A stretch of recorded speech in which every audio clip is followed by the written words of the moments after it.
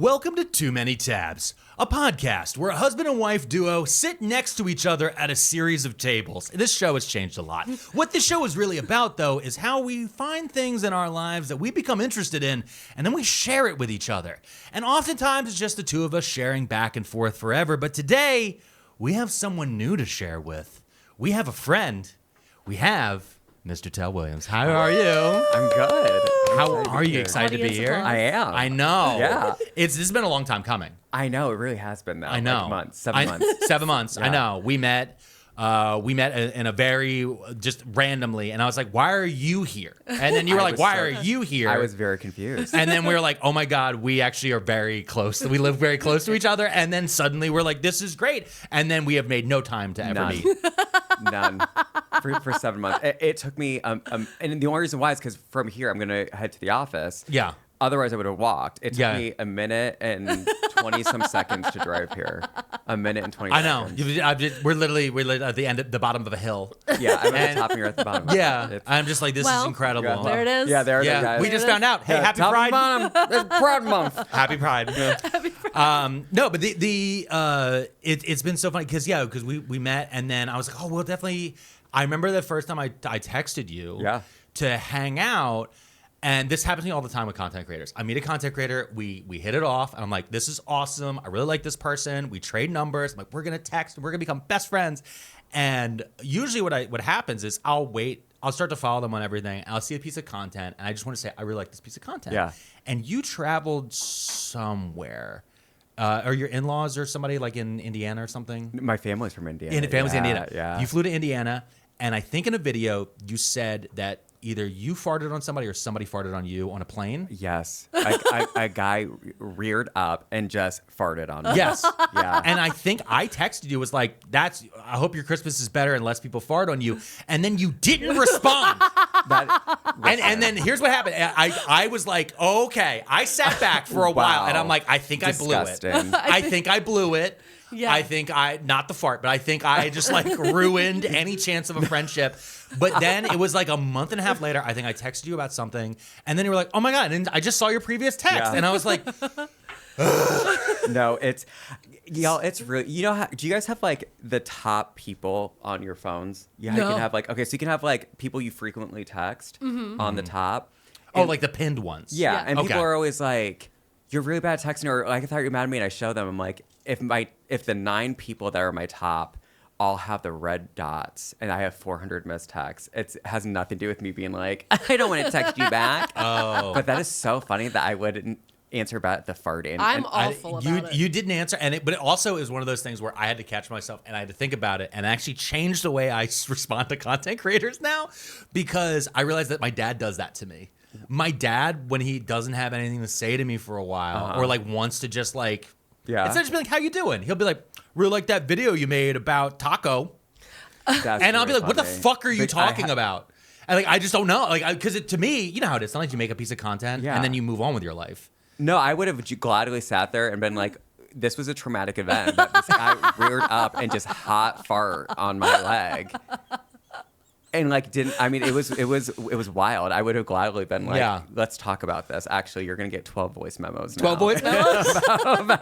about the hot fart. Well, okay, so now we should actually introduce you, because as far as our audience knows, is you're just a man who's been farted on Indiana. So you're a content creator and a teacher. Yeah. And what else? Just tell us all about you. So I do content now. Okay. I was a full-time teacher for 11 plus years. Okay. And then during the pandemic was like, this is fucked. And I went back to school and got a graduate degree in clinical social work. So I'm a therapist now. Oh. Yeah. So I just finished the school year out. I was teaching at in the morning and then going and being a therapist in the evenings, and I made the decision to next school year just do the therapy Nice. full time. Yeah. With the teaching side, what grade or? So I taught pre-K full time. Okay. And then The funnest grade is what I'm hearing. Honestly, it's like you get to play all day, but then over time it just got increasingly harder because, like, especially with the pandemic and stuff, with these formative years, like we're just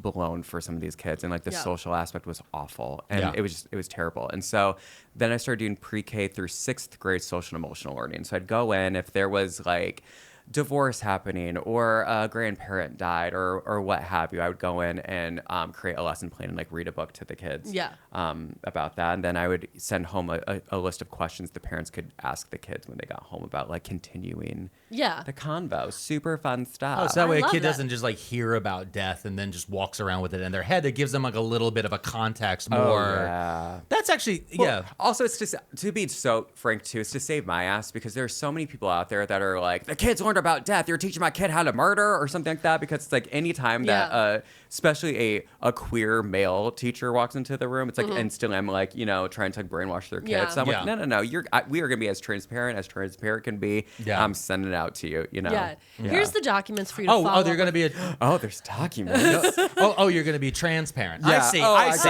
You woke the kid. You woke the kid. You got the wokes on the kids. All right. 100%. No, so I first saw you in my feed. I want to say it was 2022 when the Eagles were in the Super Bowl. You appeared one day, and it was just like, I was like sitting there, I was like, I don't know, it's like some gay teacher doesn't understand football. I have no idea. That, if you actually led with that, that's all people need to know about me. I was like, this gay teacher doesn't understand football. And then because you were like doing the stuff, and you got the jersey. I just remember this. And the thing is that I then forgot. I completely forgot about it. And then the Eagles went in the Super Bowl again. And then you like, it was almost like you were like, all right, let's go through this again. And I was like, he pulled the script back out.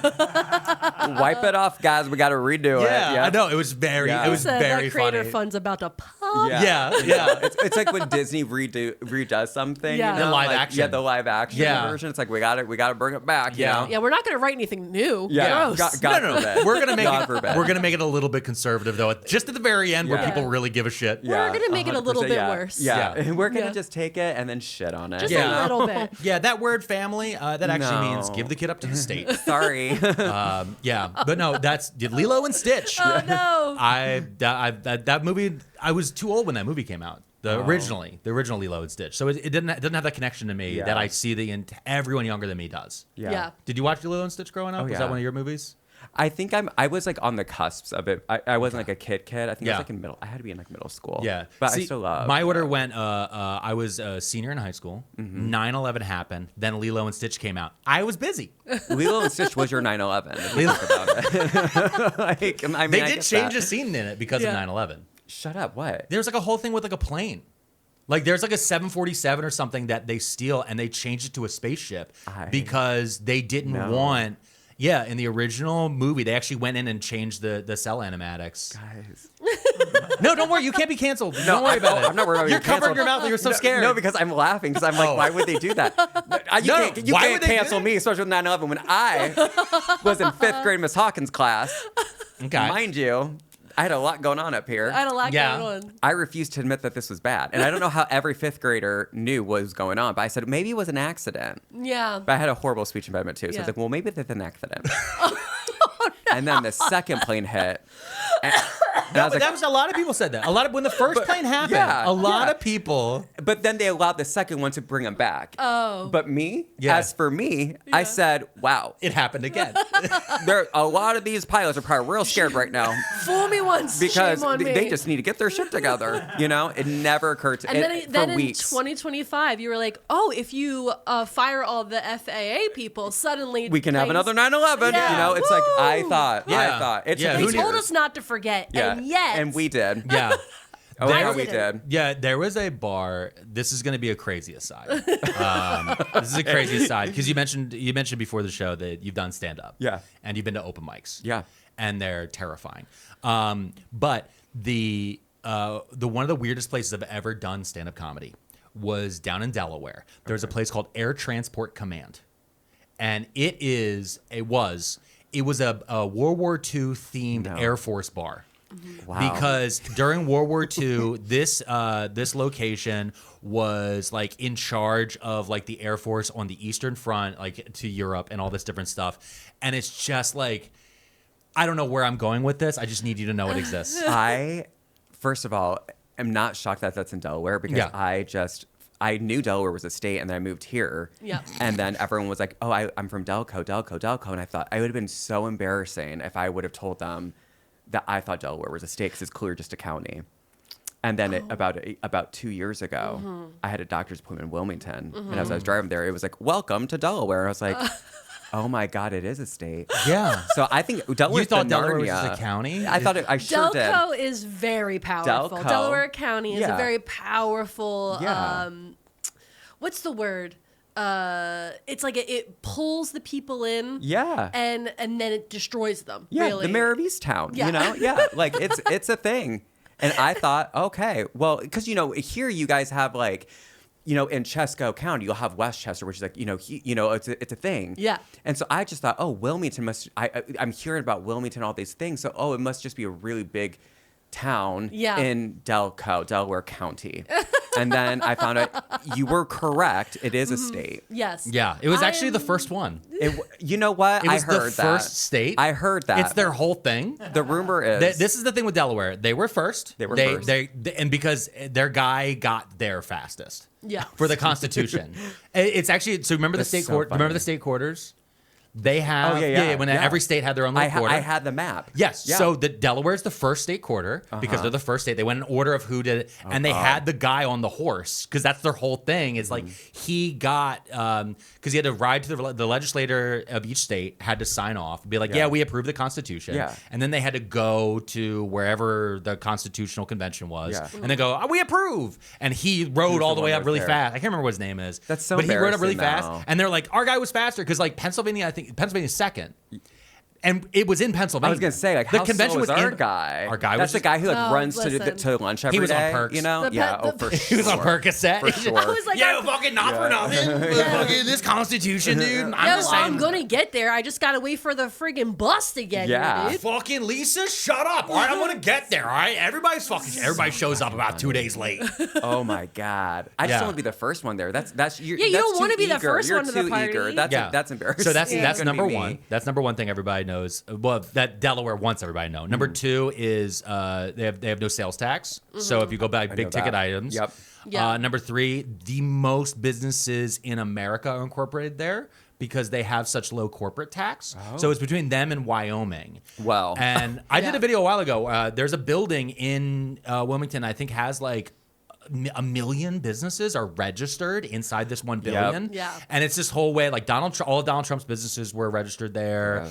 Yes. When Elon was doing some shit with Twitter and with Tesla, all of his stuff was registered in Delaware. And then they have this special business court called the Chancery Court. And Elon then moved a bunch of stuff to Wyoming because, Why not? Wyoming. Yeah. And then the last thing is Rehoboth. Love Rehoboth is there. Yeah. Love Rehoboth. Yeah. Rehoboth, which is known as like that. It's like Rehoboth, Fire Island. I think are, like, it's like two the big gay beach. Yeah. Yeah. People love it. Yeah. Yeah. That's the best place to go to the beach. Yeah. The Rehoboth. In my humble opinion, if you're like on the East Coast, if you're in the Philly area, because it's like you got the Jersey beaches, the Cape May, the Wildwood, but it's like just go to Rehoboth. The grown-ups are there. Yeah. The restaurants are better. It's nicer. Everything's quiet and calm until about 10 p.m. at night, and then it gets a little rowdy. And like for like 2 blocks. Yeah, for like 2 blocks. It's like, but it's immediately then families and just like quiet. Yeah. And it's just like, it's a nice, I feel like it's a post 35. Yeah. Rehoboth is perfect. You're a little younger than that. But I'm also a Rehoboth girly because I've been going to Rehoboth since high school because one of my friends in high school, her mom's owned a house in Rehoboth. So every summer it was like, oh, we're going to go stay at her mom's house. And it was like a whole thing. And I didn't know. I didn't know that it was like a gay beach. I wasn't like, meanwhile, I'm like her mom's house. Stop right now. Both of her mothers. Her mother's house it was there. So like, but I had never put it together until I think one summer. It was like senior week. We had like gone down for the week. And it was like a huge thing because again, it was June. Yeah. And we were just like, we're a bunch of teenage girls who were like, we're going on our senior week and we got a free house to stay, which is more money for Jello shots. I need you to remember, 100%. We're trying to have more money for Jello shots. So it was like, oh, a free place to stay. But then it was like, wait a minute, what's going on this beach? And that was probably my first real pride, was me being like, these ladies are very interested in me and my girlfriends. I am very popular here. And I don't have to pay for any Jell-O shots. They're all free. We started going down there with a bunch of friends, and Mrs. P loves to tell this story, which was we're Poodle Beach, which is like the spot. And so we're at Poodle Beach, and like all these guys, they're all ripped. They all look great, and they're in their Speedos, and they're all just like, about. And so she's sitting with her friends, and they're all like, they're looking at the guys. We had only kind of started dating. Yeah, this was our first This is our first 4th of July together. Yeah. Oh, okay. And so they always would go down every year, and they'd get a big house, and I was tagging along. Yeah. And I was the token straight, and so I'm there. I'm the straight boyfriend. Everybody else is gay or in just the middle of the worst breakup you ever seen. So I'm just like there, and like the whole time I'm just like, no, there's some of us are good. And, like that was my job. It was to come and be like, there's occasionally there's a good straight guy. And then I had a couple drinks. I'm like, actually, if you give me 2 more drinks. Wait, what happened after 2? What? No, I'm just bi. Like I'm just bi. I was like, what? No. Go on. Oh no! You thought I put on a red hat. Yeah. Get out of here! Get out of here! No! Build the wall. Make Rehoboth great again. No. But so we're down there, and so one of the things was I hadn't been to the beach in a while. Yeah. And I got very excited, and I bought a boogie board because I'm like, it's a beach. No. And so here's the thing. So I'm very pale. You can see this. Look at me. Look at your complexion. You can see hers. All right. She turns very olive. The people can't see, but you can see. So you can verify for 100%, me. yes. I'm over here. The kids used to mock me and say I would get moon burns. Yeah. Moon burns. Yeah, because they realized that the moon is a reflection of the sun, and therefore it could be the same thing. So the kids would like joke about that. I'm that pale. So she's there, and there's all these just like hot guys like playing volleyball in their Speedos, slapping each other on the butt, giggling, running around. Yeah. And then in the background, they're like, "Where's your boyfriend?" She goes, "There he is." I'm on a flame. It's literally not a flame. It has flames. Guy Fieri flame boogie board. Yeah. With oversized, early 2000s. I'm, Board no shorts. homo, over the knee board shorts. Slathered in just the looking like Mark thickest. Zuckerberg with the zinc oxide coverage. Yes, and I'm boogie boarding with an intensity because I'm just like, fuck this. I haven't boogie boarded. I don't know this girl. I don't know her friends. They might hate me, but right now it's about me and the wave. Oh my God, Johnny Tsunami over here. Me and Poseidon have become one with the wave. And so I was just ripping. No. Yeah. Yes. If I could paint a picture, we were, my friends and I were all laying out on the beach, and like we're all just like, we're in our mid-20s, we're sun tanning, we're drinking. And again, I don't suntan. And so like, I literally built a barricade of umbrellas. I'm saying that we were young because like we were all like we were fit because we were just young. You're fit because you're young. And they were living in the city, so they walk everywhere. Yeah. Oh my God. God. And then we're looking out into the water, and we were all watching this one couple. There was this couple, 2 gentlemen, who were like golden gods. They were so tan. They were lightly oiled, and they were both wearing gold Speedos. And they were like playing ball with each other, just like throwing the ball back. And we could not take our eyes off of them. We were just like, oh my God, those 2 men are so Oscars, handsome. just like... They look like the guy from Rocky Horror Picture Show. Remember the Rocky? He looked like Rocky. Yeah. Rocky. So it looked like 2 it was Rockies. that guy from Rocky Horror Picture Show? You mean Rocky? I mean exactly Rocky. Yeah. So it looked like 2 Rockies playing on the beach. And so we were all in awe. And then it was like, where's Alex? He's been missing for a while. And then all of a sudden, behind them, as they're playing, he's boogie boarding behind them in the water. It's like I come into frame. He came into frame at that exact moment. The woke up in a new Bugatti. You better work, bitch. You better Maserati. Yeah. Yep. No. To be fair, those 2 guys probably dumb as shit. At least Yeah. you can't have it have it all. Or they're both rocket scientists. But you can only do hot sports at the beach. You can do like volleyball or throw a football around, anything that'd be in Top Gun. Yeah. Yeah. Have you seen a very famously straight movie. I mean, and the new one too? I thought, oh my God. Okay. I haven't seen the new one. I'm gay as fuck now. Like, I mean, it just kept going. You had questions before you saw Top Gun 2? I said, you know what? I'm definitely a straight man. I just happened to marry a gay one. And then Top Gun did it for me. That did me in, you know? Yeah. No, I feel like you got to do the hot sport there. Yeah. Have you ever seen the video of the woman that was on the news crushing grapes and then she falls off? Yes. Okay, and she makes a sound. Yes. And it's like like that. Yeah. No, hold on, Mrs. P. Do you remember that? No. No. It's an old video. clip. It's a very, very old clip. Okay. It's a very early viral video. It's a local news place. Yes. She goes to this vineyard where you can get in the big bucket and you stomp the grapes. And she just, like, for whatever reason, something goes sideways and she falls out. And then she makes a noise, which Mr. Third will edit in. Audio copyrighted. Oh, I'm watching the video right now in silent.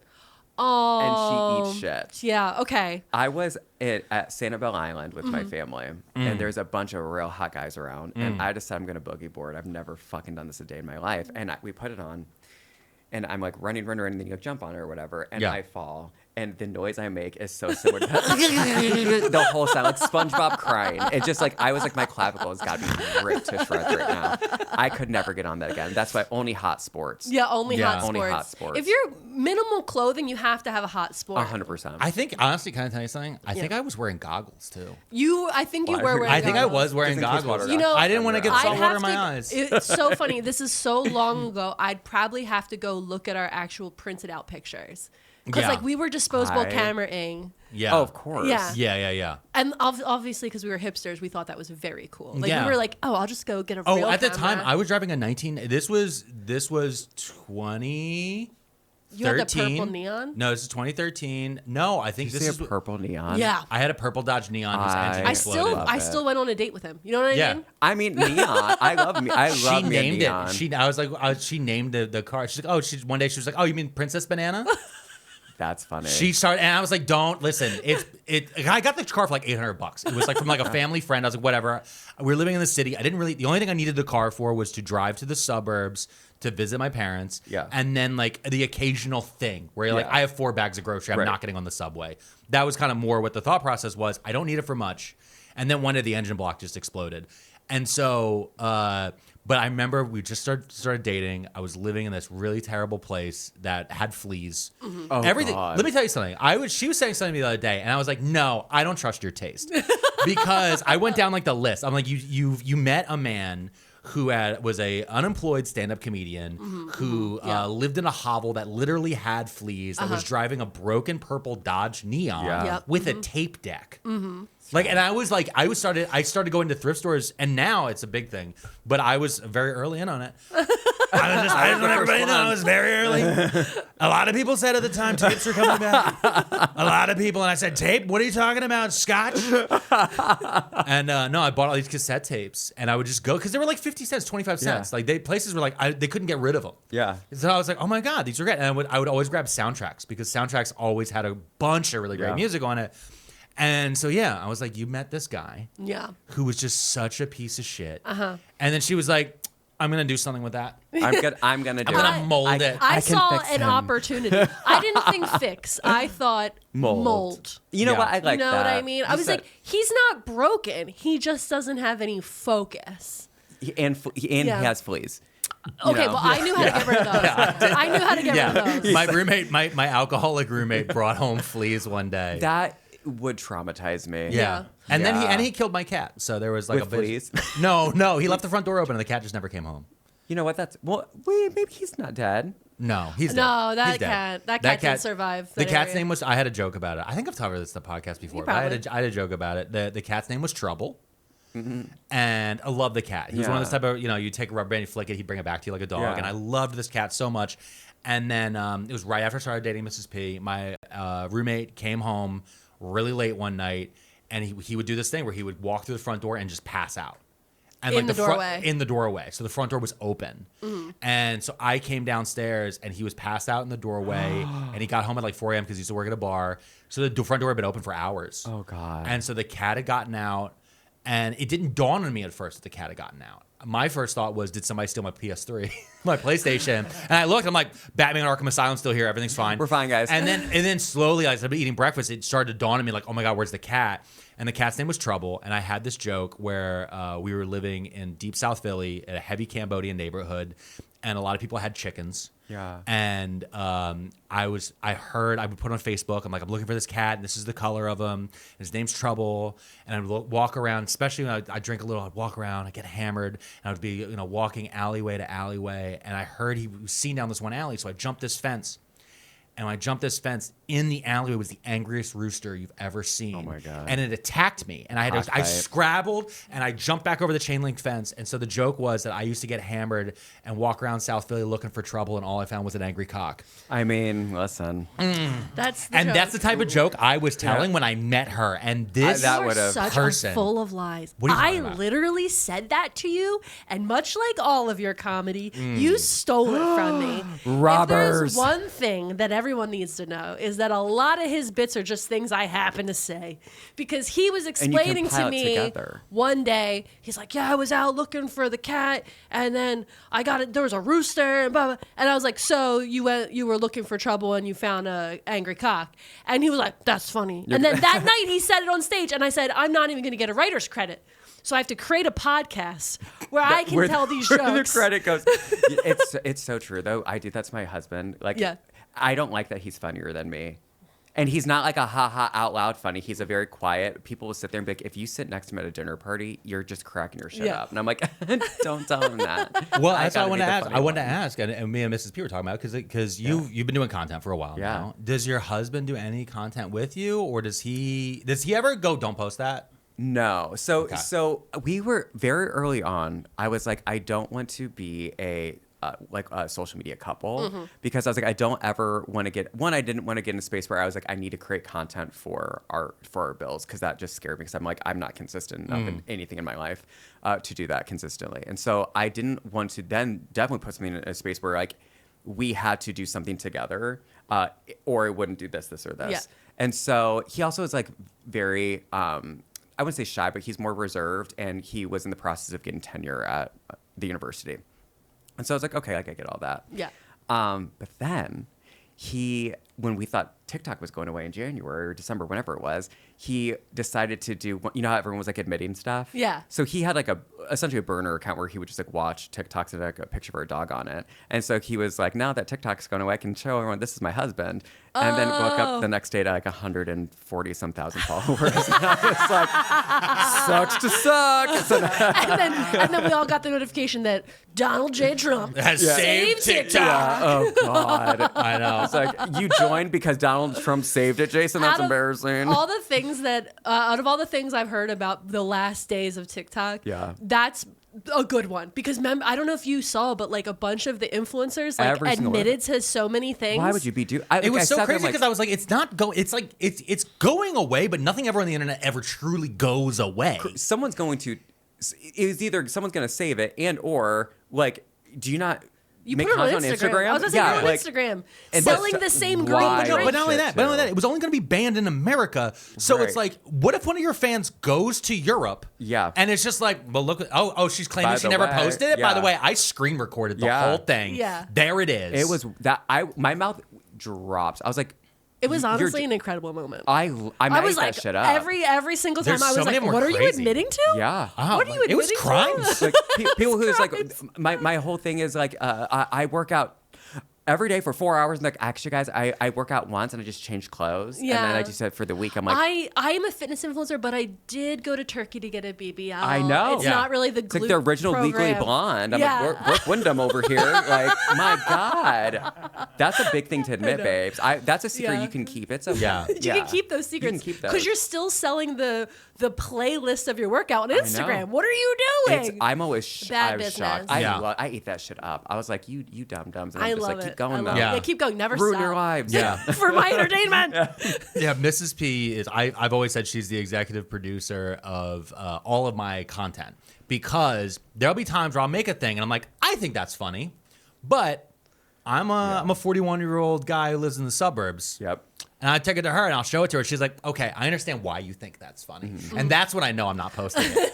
That's the moment I know I'm like, oh, I'm not posting this. Yeah. Or I'm like, do I have 15 minutes to go reshoot? It's like the thought. Because I'll go up, I'm like, okay, I understand like why it came off that way. And like there's times where, especially if it's like if I think it's anything of a sensitive subject, usually I actually kind of shy away. Like politically, that's different. 100%. If it's politics, everything's politics, whatever. But there's certain things dealing with like certain communities, especially where I'm like, I want to make sure that I don't say the wrong thing. I don't want to be the guy who has to come back. No, what I really meant was 1,000%. And that's always the thing where I try to catch myself. You know, so that's my job. That's her job. I did do that once. I made a video when there was the assassination attempt on Trump, and I mean, when I say we heard about it, and 3 minutes later, a video posted was out, and I didn't even ask my husband, "Oh, is this okay to post?" I was like, "It's not controversial." I put it out. 5 minutes, and I'm not exactly going to say 5 minutes. I look at it, and it's already like 900,000 views. And I said, "Hey, Jason, what do you think?" He goes, "I would delete that." I'm like, "Okay," boop. And I deleted it. And thank God, I don't know how there was. I mean, I didn't say anything that I wouldn't have said. Yeah. I think it was just because it was so new. It was so you can't say that yet. He sure doesn't talk about that assassination attempt. He's still mad at Rosie O'Donnell. Yeah. From 1997. But he doesn't mention. But he doesn't mention that person that did that to his ear. He probably forgot about it. Yeah. He was like, well, but we paid him well. I mean, that's what I was. Hit the allegedly button. Hit the allegedly button. We have a whole button for this. Do you really? Oh yeah, watch it here. Wait, he's got to find it. It's at the bottom. Allegedly. Nice. We had to get that because we kept saying things that potentially. So the show has changed a lot over the years, and we've changed a lot over the years. This is season 3. Oh, also, I should mention something. I have a big announcement I have to make. Actually, I know. Hey guys, we've mentioned it a few times when we talking about stand-up. I have a stand-up special coming out Friday the 13th. Yay! First time. I've been doing stand-up for over 20 years. I'm releasing it on YouTube. It'll be right here on the Pearlmania 500 channel. It's going to be called Daddy's Day. It's a 22-minute stand-up special. If you saw me do an hour when I did my tour last year, this is a big chunk of that, but I recorded it back in December of last year, very late. That's amazing. And then immediately got sick with COVID. Oh, wow. And then it was just a whole, and we were just sick for months. But we're very excited for it. It'll be here. It'll be all across. I'll be posting obviously all over social media. It's going to be everywhere. But a big thing is that a lot of people don't know I do stand-up or that I've ever done stand-up because like, oh, you're just so good at TikTok. And I'm like, no, well, I'm just doing stand-up.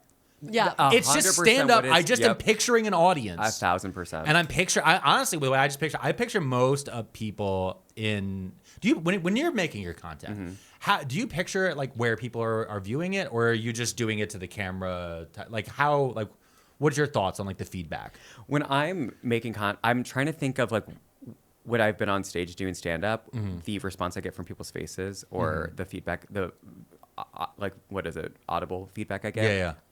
So when I'm making it, if I don't feel like that would have provoked feedback from people, then I reshoot it or I rethink it. Gotcha. Yeah. Gotcha. I just think of them I think of them with one headphone in a at the break room at work.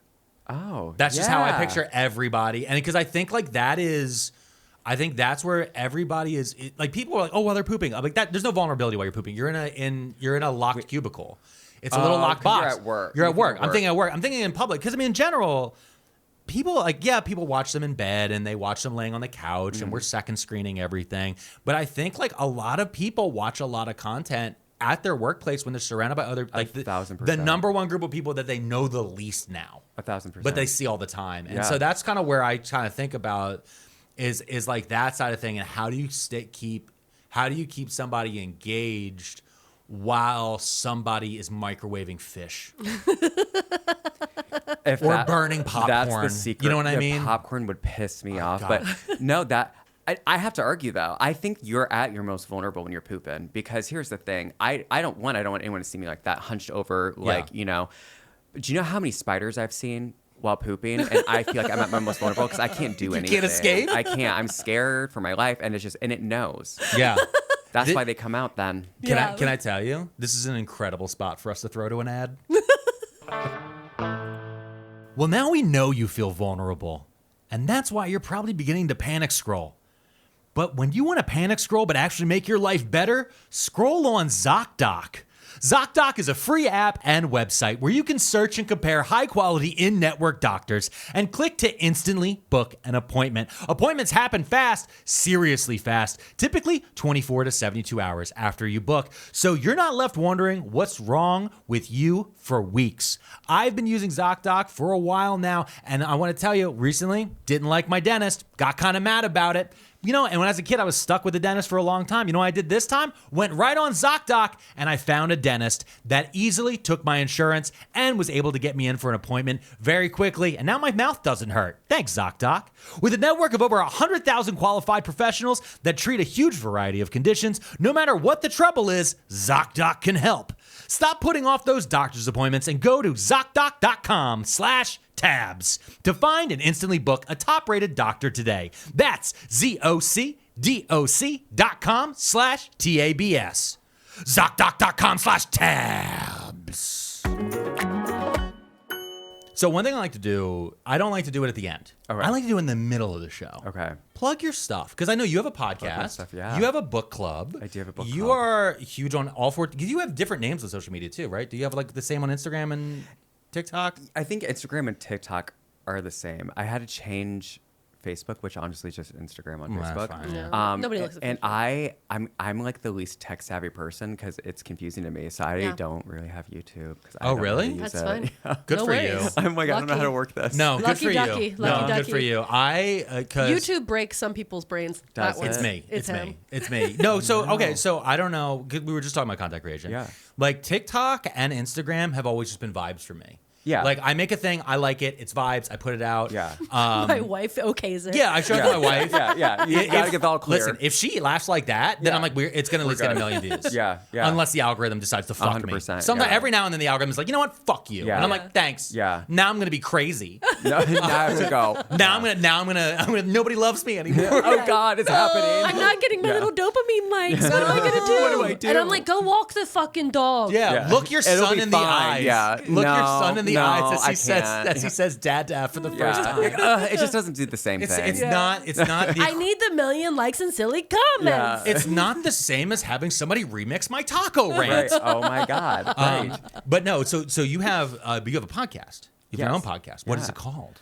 Your weekly therapy. So it's me and my friend and supervisor, who's Okay. a board certified nurse practitioner. And we just kind of take Nice. pop culture stuff and talk about the mental health and stuff behind it. Oh, But from, She's cool. like, everybody take your SSRI. We're going to talk about fun stuff today. It is. It's usually from like a very kind of fucked up view, but it's funny. Yeah, Yeah, I love that. like How it. much of it is you guys screaming "fuck RFK"? Is it like 30%? We 40%? literally had multiple episodes where one completely dedicated to him, but then it's always sprinkled in of like, hey, well, Yeah. they're fucked when they put us on that farm because like both of us are Yeah, gonna start, planting rocks or something, so we're gonna have no idea what we're doing. Yeah, because you had a big video about RFK when he started going on about autism and all the other different bullshit. Well, because there's nothing more I love than just trolling RFK. Yeah. You know, Yeah. like, no, he did. He was talking about the sending people with ADHD into a farming. Yeah. Yeah. So that's a perfect idea. Yeah. I to think do. that's great. Yeah, completely unregulated. Like, Yeah. you take away my Vyvanse and Adderall, and then you start yelling at me. I'm gonna be like, I think it's going to go really well for I'm everybody. gonna start Yeah. crying. Also, like the way they were describing the wellness farm farms? Yeah, wellness yeah. camps is very much the those schools that like Paris Hilton got sent to. Yes, Right? Like, isn't yes, that it? Like, they just 100%. want to send them to the schools We're gonna that just make abuse you work Paris really Hilton. hard, and then they'll And then they change like your ways. abandon them in the woods for Yeah. weeks. No, but it's like that. Yeah. It's that mixed with a plantation, mixed with a 100%. concentration camp. Like Yeah. it It was was so fucked. Yeah, I it's was just like- something. You know what it is? It felt very guys who had had 4 drinks in a cigar bar. 100%. You know what we should do with these kids these days? We should just send them to a farm. Yeah. When I was And growing let up, 'em we just didn't stay have right. autism. My dad just liked trains. Yeah, Yeah. yeah, just really like trains and was Stamps. obsessed with Well, Yeah. it's so gross and weird. But then I'm just that poor brain, that little worm that went to go eat it, and was just like, Died. and there's Died. nothing up here. No for nutritional me. value. No, it's The what is hungry, it? It's hungry caterpillar did the not hungry. last. It's a Stuart Halloween up there, just nothing vacant. Yeah. Like No, it's wild. I hate, dude. Spirit Halloween is the only successful thing in any mall right now. No, right. But they only go up to vacant spots. They sat there and they saw prime royalty. They said we could have Kennedy space. They said, up there. There's a lot of room in that Sears. I mean RFK brain. It's weirdly blue in here to call back to our last episode. My God. Yeah, no, my recent one I've noticed from looking through the edits of our show is and I'm not going to do it this week. I'm just going to mention it so he knows. All right, audience. I go on a Theo Von rant too often because I don't like a Theo Von. Talk mad shit on me. Yeah, but I think I talk more shit than you do. Yeah, but it's become one of those ones where I've discovered as I'm getting older that there's just certain things where I just start. I think it's the first time anyone's ever heard it. Yeah. And this is how I know I'm turning into my mom. Where I'm just telling the same story over and over. And the people are being nice. Like the audience is being nice and being like, no.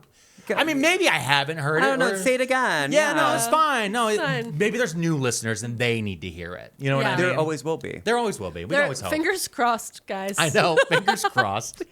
Sean Theo Von. I think that's good. No, it's fine. Fuck that guy. Yeah, it's fine. No, but it's all those podcast bros in general. And I think there's been so much okay. I have one goal now as a father. Okay. It's a new goal that I've added at the top. And Mrs. P and I talked about this recently. Yeah.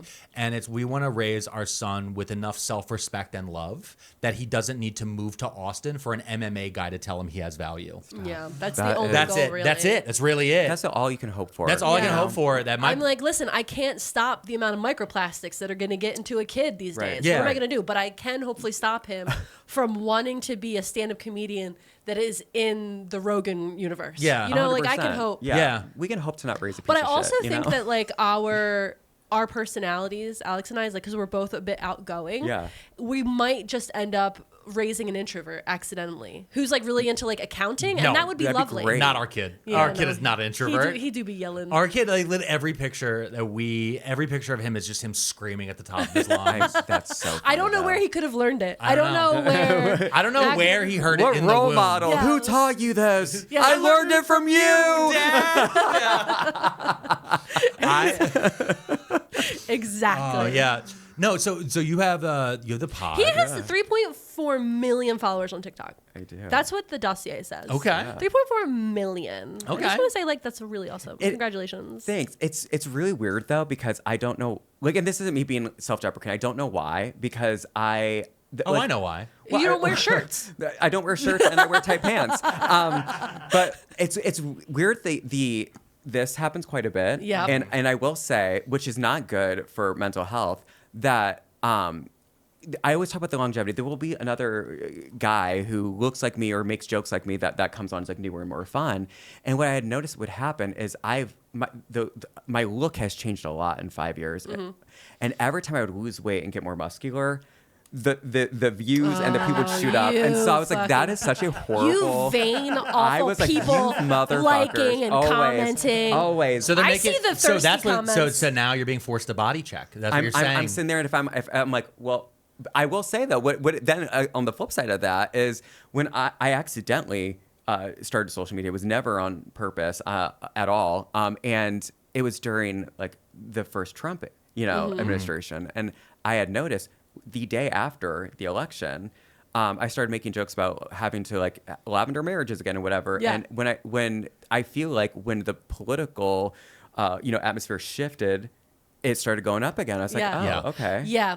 We got the same. We have the same thing, we had the yeah. same thing. No, Yeah. it's also one of those things. Well, there's a big thing actually that happened with the election, and I've mentioned this before on this podcast, but we were all not quarantined, but all of the big tech companies segregated us politically during the election. Yeah. Especially on Instagram, but TikTok did it as well. All these others. So like during the election, I never saw Charlie Kirk content. I never saw Ben Shapiro content. I never got like the random MAGA people from basically about August through election day. And about 3 or 4 days after election day, they removed those. I call it walled gardens or pocket universes. They put us in these different things. And so that's the reason why the election was so shocking, especially to liberals. Yeah. Because so many of us were only seeing what, on purpose, we were only being shown content that would make us feel that the election was going to be okay. And then on the right, they were being, the same thing was happening. Yeah. But the ones that are important were the independents and the people that hadn't made up their mind or hadn't really, that were hard to put. They took all of them and they dropped them in the Republican bucket. Oh, which does not surprise me at all, because the amount of people who have since November been like, I miss it when you weren't political, and I'm like, what do you mean? Since day one on, I love that. Oh, that happened to me. Real quick question. Okay. Do you moderate your comments? Like, do you go through and look at them, or do you have your partner do it? No. So for a while I wouldn't, and then again, never wanted to do this. Had some within the first year of me making content. Was on Glenn Beck, and all these people did a story on me, and I was devastated. It was when Dylan Mulvaney also got thrown under the bus. I was devastated. And then I realized it can't get much worse than that. And like, I actually don't give a shit. Yeah. So I don't moderate it. If someone puts something foul on there, I will say I built the kind of followers that will bully for you. Exactly. Yeah. But it's weird to see the people that, like when I was campaigning for Harris Walls, I was in Pittsburgh, and we were at what's the university that Pitts? University of Pittsburgh? Yeah. Carnegie Mellon? No, Pittsburgh. The university. We're at the football game, hanging out and talking to a bunch of people. The amount of women that would come up to me, that would be like, oh my God, I love you, I follow you. And I was like, oh, great. And I would hand them like a Hotties for Harris towel or whatever. And they'd be like, oh, I'm not voting for her. And I'd be like, why do you follow me? Yeah. And it didn't occur to me that like a lot of my political stuff, they were never seeing. Exactly. And then after the election, when they were like, oh, why are you being so political? I'm like, what do you mean? Never not been. I sprinkle in other things so that I don't get, I mean, I don't always shadow banned, but like, so that people pay attention more. But like, it was wild, and you're 100% right. No, it's like 100%. I took a screenshot, especially from Instagram, because it went to the DNC. And it was day 2 of the DNC was when my follower count, like I was having steady growth and my follower count flatlined. I was only getting maybe 10 new followers a day. From the second day of the DNC to, I want to say, November 9th. And on November 9th, I gained 1,000 followers that day. And it was all these people being like, oh, I've never seen you on here before. And I'm like, so what? And what they did to trick us was they were still showing us to a comparable amount of people, so we couldn't tell as content creators. But what they weren't doing is they weren't pushing us out to the general public. Correct. So the general public was only seeing puppies and kittens and sports. Yeah. But the people like us who are really talking a lot about content, they on Instagram in particular, they had a thing, the political toggle. Oh, that they turned on, and so and you couldn't, they would not define for us what a political account was. They wouldn't tell us. And everybody kept being like, what do I have to do to not be labeled as political? And you were never going to meet whatever that standard was. I know. I never was. I didn't worry about it. It was never going to be for you. But there was a lot of, during the election, there was a lot of times where I was really heavily thinking, like I have a messianic complex. I have long hair. But I'm getting over it because I live past 33. So I had a big fear. I had like a reverse part of it where I didn't want to say or make the wrong content, 100%, and then have that be the thing that loses the election. That was my biggest fear. Yeah. And then after finding out that they were throttling us and they weren't showing us to the general public, I was like, "Fuck! I shouldn't have worried about any of that." No, and I think I should have been more overt, if anything. I feel like maybe then. I think. I had like a goal of like I want to hit, I think it was like 600,000 or 700,000 on Instagram by the end of the year last year. The election happened and I was gaining like 20,000 followers a day. Yeah. And then it went, I was like, I guess my goal is 1 million. I don't know. And then it plateaued as soon as I hit 1 million. It was like, done. You're done. But it was happened so frequently, and I didn't even realize until again right after that I was like, oh my God, like, because then I was seeing other content too that I was like, I don't want to see this, but why is it the first time I've seen it? And then it put this like pit of my stomach feeling of like maybe people are just getting more brave to talk about it, and I was like, oh no, they fucked us. They fucked us. It was legit. All of the big tech companies got together and they claimed it was under actually protecting people from bias.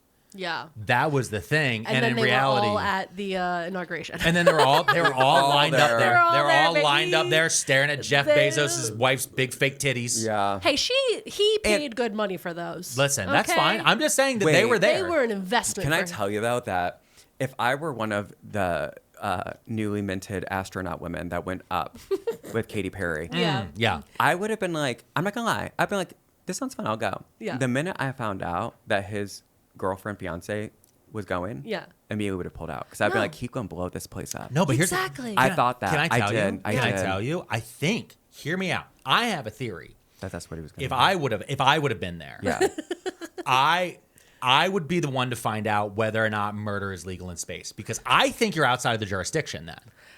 I mean, I'm just throwing it out there. I just think that once you get, Katy Perry did go up there and murder her career. So I mean, she guys, wild. And I was out there and I'm like, I would have loved this if it were like not famously. We have a podcast episode all about Katy Perry where I did a deep dive that actually started somewhere else, which is apple cider vinegar, and led us all the way to Katy Perry. The Bragg's apple cider vinegar, like the classic Bragg's.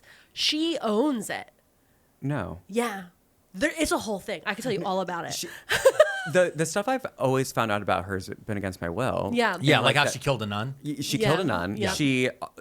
Her name's Kate Hudson, isn't it? Yeah. She started as a Christian singer. Yeah. She's like in the evangelical bubble. Yeah. Which makes sense. Her to me. song of "I Kissed a Girl," like now when we look back about it, it's like, oh no, you're just Tattoo. You're just the Russian band Tattoo. Wish. The Russian band Tattoo would never. Oh no, they're so much worse now. I know. They're evil now. Have you seen them today? No. Oh my God, I just saw a picture of them like today versus what they used to look like, and it's like the one looks pretty similar, but the other one has had just looks so like a much woman work, who lives in Eastern Europe who has had a lot of work done, That's part of being and in all Eastern of it went Europe. wrong.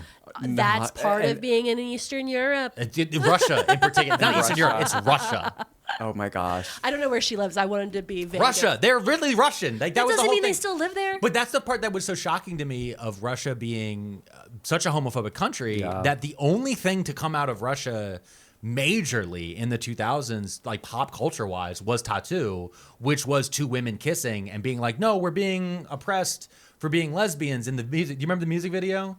I don't remember the music. Oh, video. it's I'm not going to play it for you, but it's basically these two hot girls are like running around. It's like they're in a faux lesbian relationship, and the whole thing is they're being chased by some sort of authoritarian thing, and then they kiss. And then when they went to like the VMAs or the MTV Movie Awards, they kissed there. And like I remember them like kind of like Ashton Kutcher and him being like, "Oh God!" And, it was And just we like were one of all those- like, Ashton Kutcher, your day's gonna come, boss. Yeah, buddy. But it was like around the time when like when Britney and Madonna and Christina did the kiss. It was like a bunch of different stuff like that where they're like, "Oh look, girls can kiss each other. Girls can kiss each other," and it was like, "Okay, yeah, that's fine." Could they get married? And they're like, Well, hold on. oh, look, That's too 9/11. much. Yeah, 9/11. Oh, God. Yeah, that's so fucking funny. No. Yeah. Oh, my God. Happy Pride. Happy Pride. Yeah, happy Pride, everyone. Happy Pride. So yeah, Katy Perry, known enemy of this podcast. I love that. Yeah. I love Yeah. that there's like a list. She doesn't know, though. I don't think I hope one day she I don't does. know. I hope one day she does. might. Yeah. I mean, if you marry Russell Brand, okay, I feel like you're bad at decision making. I feel like you don't know how to read somebody. You don't. Because like I can meet someone and know within a few minutes if that person is I You mean them near me. absolutely can. And if I can look at Russell Brand through a TV screen and say, you know what? Gross. No Like, thanks. Instant. And you married him? See, it's not that you dated. It's not that like you guys were seen canoodling, and on page 6, it was like you fully committed to that. Yeah, you were and like, that's a this lot. is gonna be the love of my life. And then when he broke up with you. I would be so mad. gross. Oh my God, the Gross. devastation. Did you hear that the rumor is that the reason he broke up with her is because she did too much cocaine? Hit the button. I feel like Allegedly. Hit the button. Yeah, that's Thank what I you. heard through the rumor mill. I Is mean- that she did too much cocaine, and then because he was sober, I don't know if he still is sober or if like he's on that whole God thing now, but like he was like, I can't be with you because you party too hard, and I'm like, I'm sorry, rocks and glass houses. Well, now he has the Yeah. medallion. He has Well, the yeah. magic medallion. Oh my yeah, God. he Do you know wears a about that? necklace that he says like keeps the bad vibes out. I don't know how it works. Or the 5G. He's Yeah. selling a 5G necklace. He's like a Jesus freak. As in the 2000 term, if you know, the famous Christian bookstore. Yeah. We all have the T-shirt, and a witch. Yeah. But also he's just pivoting to religion because of all the allegations. Oh, for sure. That's Absolutely. really it. That's really it. Yeah. But yeah, again, the whole thing is that like if, there's a if timeline. Russell Brand breaks up with you, I I'd feel be like so I got embarrassed. Oh my God. There's legit though a timeline though of like when the investigation started about Russell Brand. It was like a year before it became public. Like I can't remember if it was either a newspaper or the police themselves like reached out to Russell Brand. Like they have like the date, and it's like a week later, he's like, actually, I'm conservative and I love Jesus. Yeah, Jesus it was super like, cool. Because he was like, it's going to break any moment, and I can claim that it's the cabal turning against me. Right. well, and then It it's is changed. I will say, for a bag of shit, it is smart. Like, if you don't care. Right. You know what I If you're mean? like a terrible person, you're like, gotta get out of this somehow. Yeah. Yeah, what's your number? Yeah. Mine. No, what number would I have to write on a card to pass over to you? Just be like, listen, do this for 2 years, then go away. Like, Wait, a money amount? wait a minute. You What's the sellout number? Okay, Oh. that's the thing, is you're talking about the sellout number, but you're coming off of the sexual allegation. Oh, so no. it sounded like you were offering him money. No. Sorry. you want me to? I want to apologize real quick. I'm trying to pay you off to become a Republican. How Yeah. much? Yeah, how much? The one thing I will say is with my autism, everything is very black and white, and I have a very high moral thing. So like I can't. Okay. Yeah. So Good. it's like I think that is why I've been not where I could be with social media stuff, because if a brand reaches out, I'm like, I don't like that though. My agent's like, you don't have to just eat the green bagel and juice. you'll be fine. And I'm No, like, just tell but people. I don't like it. No, just I tell don't people like to it. use BetterHelp. Yeah, well, that's what I'm saying. Like, no, but that was the thing, whoa. because for a while it's like I know. like therapy's good. Obviously, I'm a therapist, and then I had a graduate professor that was like, hey, let's talk about all these different companies. I was like, oh, bad. And so then it's the one thing I will say. Then it's hard for me to change my mind on something. Yeah. If I'm like, if it wasn't, I don't even think I could say that. I was gonna say if this wasn't Trump Republican, if Trump never happened, I don't know, Yeah. but I don't. If it was the classic Republican, Like a Mitt Romney. the Mitt Romney Republican, I don't think I could. Still I'm could've so done bad. it. Yeah, Like, it's still just a facade to evil. I grew up so fucking poor that I Yeah. can't. I'm like, it's sick. I get sick to my stomach thinking like, how are we okay with taking like SNAP programs and all this stuff away from like? I don't give a shit if the parent is miscalculating money and that's why you think they're on it. That's not what's happening. Yeah. But I don't care if that's the argument you make. We should still want to feed kids. Yeah. Yeah. And I can't justify that by giving billionaires even like more money. Yeah, it's So- crazy. I was screaming alone downstairs earlier because everything like the Job Corps, Yes. like cutting that, and now there's all these Abruptly. homeless teenagers. 100%. And I'm just like, because like in what like there's like this a lot of people have tunnel vision, and they're like, oh well, this is a singular problem and we need to cut a budget, and that's just a little too bad. And I'm like, but my brain, having grown up around a certain group of people that Yeah. were low income, I see what they're doing. They're just trying to drive teens to the military. 100%. You're going to take away all these things that we help them to get Right. into these good jobs, out of foster care, a lot of them. Yep. And then you're going to force them to only two options: homelessness or the military. That's it. And I'm like, or warehouse job. Or Amazon Yeah, well, warehouse I mean, job. but- But I'm saying like accepting the lowest yeah. thing But possible. but that's also why they're taking all these migrant workers that have been working on farms and stuff, and they're Yeah. because they're oh well like now people can do these jobs, and it's like I don't know, it's all Yeah. very gross to me, and but I'm they're like also just going to put them into prisons that then lease Correct. them out to work in right, the lease humans yeah, out. $1 a day or Yeah. double if it's a dangerous prison firefighter. So it's funny because everybody thinks he's the one that yells a lot Yeah. because like he like gets on this Yeah. phone and then screams things, but I'm usually just like muttering around the house like No, he's fucking but, son but of a here's bitch. Just here's gotta- the funny mix though. Here's the funny mix. This is where we're gonna do the little switch up. Is because I'm the one when there's a thing I'm like, yeah, but who owns that brand before I sign this deal? And I'm always just like looking to the side. I'm like, Yep. I don't know about that one Yeah. a little bit. And it's hard because like sometimes you look into stuff and you get a sponsor or you get a brand deal or any of this type of stuff, and you look at it and you're like, it looks okay, and you try. Yeah. You try really hard to look Yeah. into it, and then you find out. But then you look at the other side of things. And these people like with the better, like we did an episode about BetterHelp very early on. Yeah. Yeah. It's called BetterHelp hates me. BetterHelp hates you. They sent me a cease and desist. Yeah. Wow. Yeah, after October 7th because they did a partnership with the IDF. Wow. And I made a video about it, and they sent me a cease and desist to try to, but we did an episode. So BetterHelp doesn't know about our episode, and it's not on YouTube. It's only, you can find it on iTunes or Spotify. It's called inferiorharm.net. I think it's like episode 14. Yeah. Very early on. And Mrs. P talked about how when people would post on TikTok talking shit on BetterHelp or on Instagram, within days they would get a takedown notice, and they would get what's the thing? It's not a takedown notice, but cease and desist. Cease and desist. Yeah. And they're always poorly written, and they blast them. But you're just a person, like, you know. Oh my God, I work at Sunoco gas station. I just said BetterHelp didn't help me. Yeah. The therapist was eating popcorn, and before you know it, they get hit with the cease and desist, and they'd be like, huh, and they'd freak out and they take it down.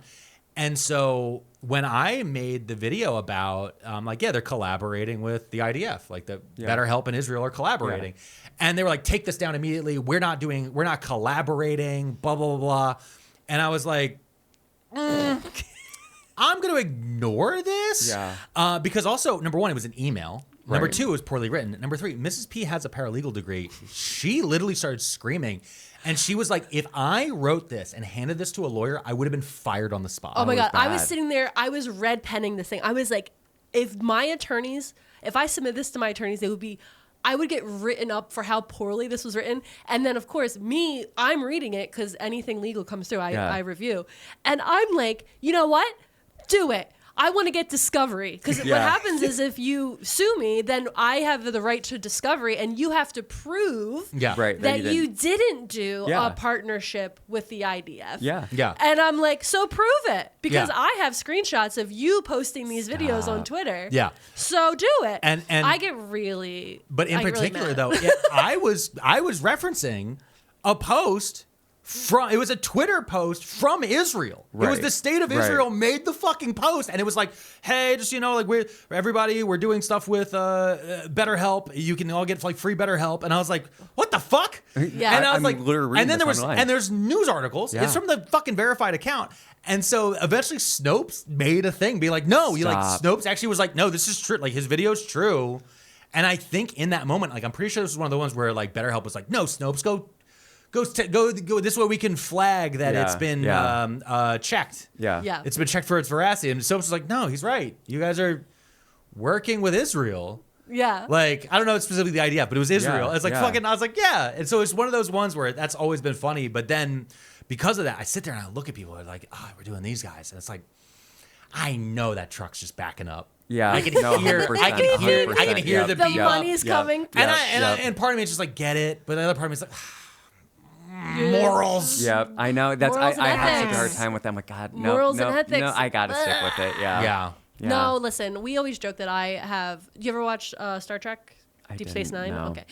I am a Ferengi at heart. They're a people who love money. It's called Latinum. And so I'm always the one, because again, I'm reviewing all the things that are coming in. And I'm like, well, we're not going to do BetterHelp, obviously. They're space goblins. Yeah, I'm like, we're not going to do BetterHelp, obviously. They are. They're space goblins. But all they then, do is like, rip people off, and they're just like doing all. They're just like, how do I make money? How do I make money? And that's me. Yeah. And I'm like, well, we could do this. But I will say, we are very good. We do research all of our sponsors that come in much as we can, and we use all of our products. Yeah, like we have a mattress. We got a mattress from Brooklyn Bedding, baby. Right. We sleep on that bad boy every night. We literally, we love that. No, we literally get the factory meals sent to the house now. It's like half the time, it's like when they send us a brand deal, I'm like, great. Now there's nothing I got to be a customer of, and I just am. Like, I think it's a trick now. Yeah. I think now trick. sponsorships are a trick, in which I'm gonna have to pay for stuff because I'm like, well, no, that's really awesome, and now I'm part of it. Yeah. Thank you. Yeah. But no, that's why. A bunch of them they've really gotten me. Is where it gets locked in. But yeah, when I think more of into the content creator space, but I'm glad to hear that there is no amount of money that can make you a Republican. There's not. Yeah. No, and that makes me happy. How that much we have is yours? Oh, everybody knows it's 25 million. Oh, sorry. Yeah, absolutely.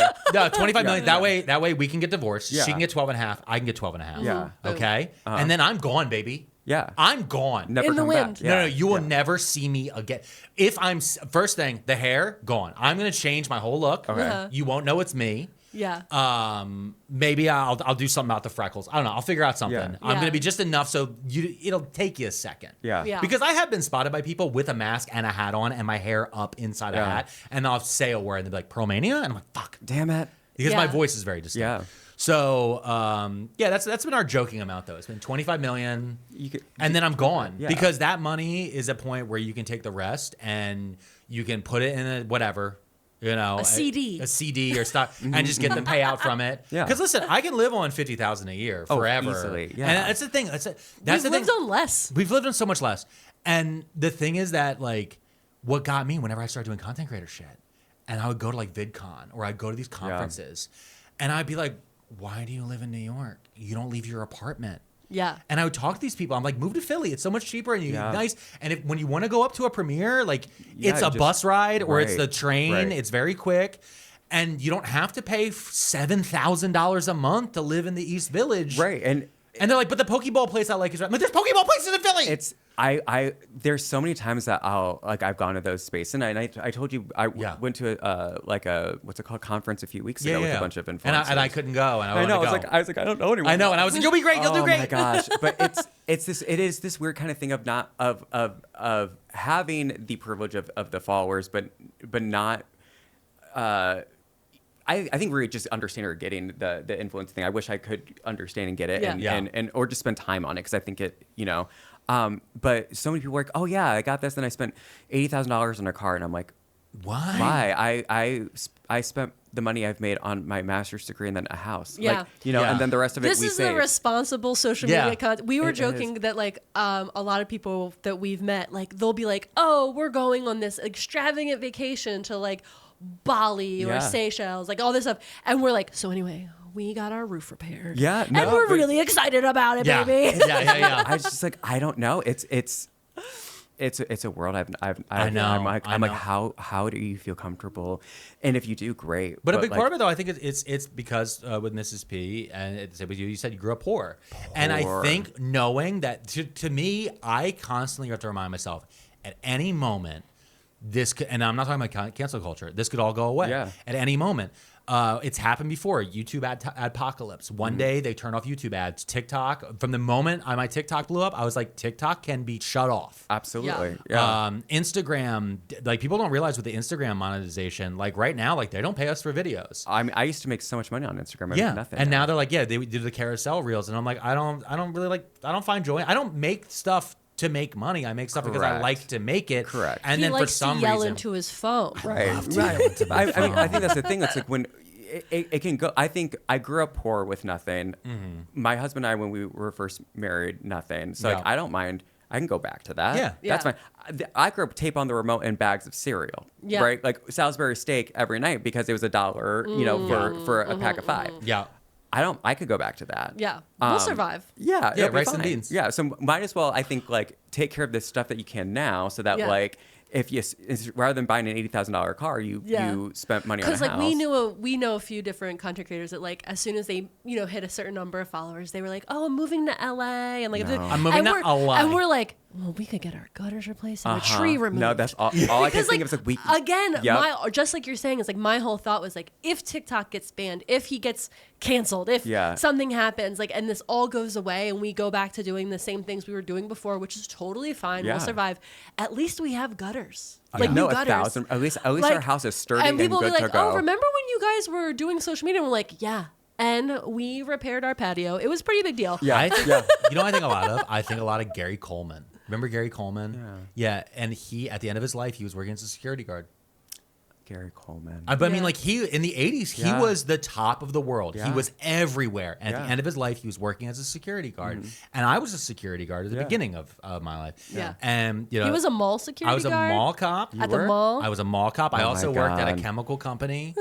I worked third shift at a chemical company. And my job was to be there at the front. And I would sit there and I would read Batman comics. I love Batman. And during the daytime, I took a lot of LSD, and so I would be like reading Batman. No, not at work. At work. But I would literally sit there and I would be having like LSD flashbacks while reading Batman comics. I don't know if you know this about Batman. Almost every Batman story starts off with Two-Face or the Joker or some Batman villain breaking into a chemical company and murdering the security guard. It's like every fucking story. Actually. It's like, and so it's me at like 2 a.m. like just sitting there like blinking real big and being like, gotta walk the building in the dark now. Yep. And it's just vats. I'm just surrounded by vats. And he's like, if I go into the vat, I become an evil villain. Because anything I've seen is if you dunked in whatever affliction, and then you come out. And all I was doing back then is I was sitting there. It'd be late into the evening, and I would be writing on my MySpace blog about how George Bush was a war criminal and how we need to get rid of these people. And then during the daytime, my roommates would be like, man, I don't know if you should be writing that stuff on MySpace. And then if a helicopter flew too low, I was like, they're coming to get me. This is it. Yeah. So, but basically what I'm trying to say is I've been training for this moment. Yeah. So like I know I'm on You're a ready list. to go. I know I'm on a The list. list you're on is long. It's long. What is it? The profiles they're making on everyone? With Palantir? Is that what it is? Oh, yeah. They're like, everyone's gonna have a profile. I'm like, mine's gonna be so boring. Girl. Yeah. No, my day one is they're gonna be like, okay, online he does all these things. Yeah. Like, and then what does he do? Well, he really likes pushing his son down a slide. Yeah. Yeah. Hey, that's it. That's my day. Sometimes he really likes to go to the grocery store, Wegmans, Aldi. We don't know. Yeah. A big adventure awaits. Yeah. The decision on that's just like lists and lists of how often you have to choose between the two. Yeah. Wait, I wanted to ask you because we were talking about your childhood. And I was saying earlier that when we were doing our research all about you, I had heard that maybe you were Puerto Rican. I'm Puerto Rican, Oh my God. And so I'm very excited to discuss this with you. Because you talk about Salisbury steaks, and that does not sound like the cuisine of my people. It is not. I'm saying my people in an adoptive way. Yeah. It's so my mom grew up in Bonito, Puerto Rico, which is like middle of the island. And she was one of 12 kids. Okay. And the Camacho family said, do you know where we should move? We should move to the Bronx. So they moved their 12 kids to the Bronx. And then from there, they thought, what would be better than is going to Goshen, Indiana. Okay. That's a big leap culturally. Yeah, that's a giant leap. So they went from Bonito to the Bronx to Goshen, Indiana. And so that's where I came in. Do you ever have that feeling when have you been back to Puerto Rico? I have not. You've not? Okay. Do you want to go with us? I so bad. I want to go. He loves so Puerto Rico. bad. I've been many times. Oh my gosh. Yeah, she has family from down there, and I always see that thing, especially on TikTok and on online, where people are like, who go to where their family's from, like in Italy. Yeah. Like they saw all of this and decided to move to Indiana. And it's like, why would you give this up? Why would you do that? And I'm like, well, the war, hon. Yeah. Back then it was the war. I think back where they're from, it's very impoverished. Yeah. And so I think, and they had 12 kids. Yeah. So I feel like for mine, it'd be like, oh, okay. Yeah. Like, but I mean, even before that, I guess they had like a mango farm and it was really pretty. And then Hurricane Maria just wiped it out. Yeah. So it is like, it's weird because, so then, my family was not my mom's parents and then her were very like, okay, they were the first like Hispanic family in Indiana, in northern Indiana, where they were from. Yeah. And so they were assimilate. Yeah. And so it was really weird growing up because my mom would be like, "Do not go outside. You can't get too dark. You have to look southern." Like it was SPF 50. It was so SPF bad. 50. It was so bad. And so there's this, and now the town I grew up in is like 40% Hispanic. And so you got your numbers up. We sure did. And Yeah. so I think it was growing up, it was one of those things of it was hard because we were Puerto Rican, the other half is Mexican. And so my mom would be like, well, but it's I mean, kind of what we saw in the elections. Like, but we're here and we're Americans. And it was really gross. And it was really a strange thing to grow up in. So there was a lot of assimilating. But then there was like my grandma one day was like, yeah, you guys got to learn Spanish. I'm not speaking English to you guys. And so it was a weird kind of way to grow up. So I think, you're fluent in Spanish? Not well, no. No, okay. No. Abuela said you got to learn the minimum. She's like, well, Yeah. no. The weird thing is, it's like I felt like I knew more as a kid, and then when I was teaching in Indiana, I knew obviously was speaking fluently to my students because again, 40% of them were Hispanic. Yeah. And then I moved here into Westchester, and I was like, don't know anything. No, I don't know anything. I moved to the burbs, and then I was like, baby, we got to move out of the Westchester. Yeah. You're like, we're not speaking. Yeah. I have a cousin. My family is similar to the United Nations. Okay. We have a lot of things going on. Yeah. So like, where the Thanksgiving dinner maybe don't have a turkey sometimes. Yeah. We don't know if we're roasting a whole Yeah. pig. We don't know Yeah. what's going Yeah. on. Yeah. It's a family meal. That's what it is. Yeah. But I have a family member who is Puerto Rican, and growing up, she was the only Puerto Rican girl in our neighborhood. And I think back on like when, remember that thing, it was on TikTok and Instagram of like, what was the thing that radicalized you, right? And I think growing up with her, because we thought we were sisters. We grew up in the same house. I grew up in a house with all of my grandparents, aunts. Like there was like 10 of us in a tiny row home at most times. And so like we thought for a long time we were sisters. We had no concept of cousins. Absolutely. To this day, we really don't. Yeah. And so at some point, she was told that she was Puerto Rican. And I believe it was in a negative light, like somebody yelled it at her on the street, and then we had to have a family talk, and I was like, "What's that mean? Like, I don't understand." How long does she have? Yeah. but no. You know how I know? It's like I remember we were at my grandfather's house. We had gone to like New Jersey, crossed the bridge. It was a whole thing. And she was on his swing set, and she was singing. She was singing on the swing set back and forth. I'm Puerto Rican, pointing at me and being like, "You're not Puerto Rican." I was like, "How dare you?" Wow. So immediately in it, and I was like, "All right, let's go." But growing up in an area of Philly that was predominantly Irish Catholic, and her being like witnessing how she was treated radicalized me when I was 5. Yeah. And my cousin and I were bruisers. We were fist fighting everybody all the time. You said something to her, I'm beating the shit out of you. People would say stuff about me because I was a heavy kid. So people would be like, "What up, chubby?" And then here comes her, bop, like right in the face. Like we were just bruising because people would talk so much shit to us. And I saw a lot of awful things happen to her and her family, and it radicalized me from an early age, along with growing up low income and all the things that come along with that. So like when I think of Puerto Rican culture, like, as my cousin would say, "You're not Puerto Rican." But I'm like, I have been assimilated in a way of growing up in a city that's very, very Puerto Rican. Like, I didn't even realize that. We had a funny conversation recently where we were talking about like Puerto Rican families, and I didn't realize that there weren't Puerto Ricans everywhere. Like Philadelphia is like, there's a huge population, and I didn't know that.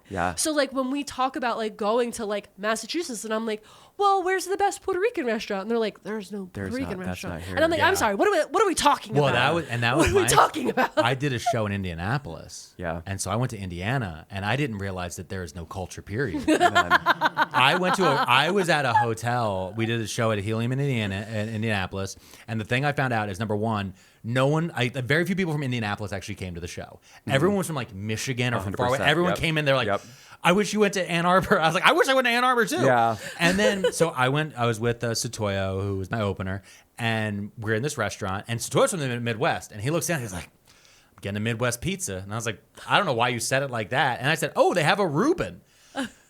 I don't know. To this day, I have never. It was the worst meal I've ever had, and to the point where when it was done, I was like, honestly, I don't like white people now. It was terrible. So bad.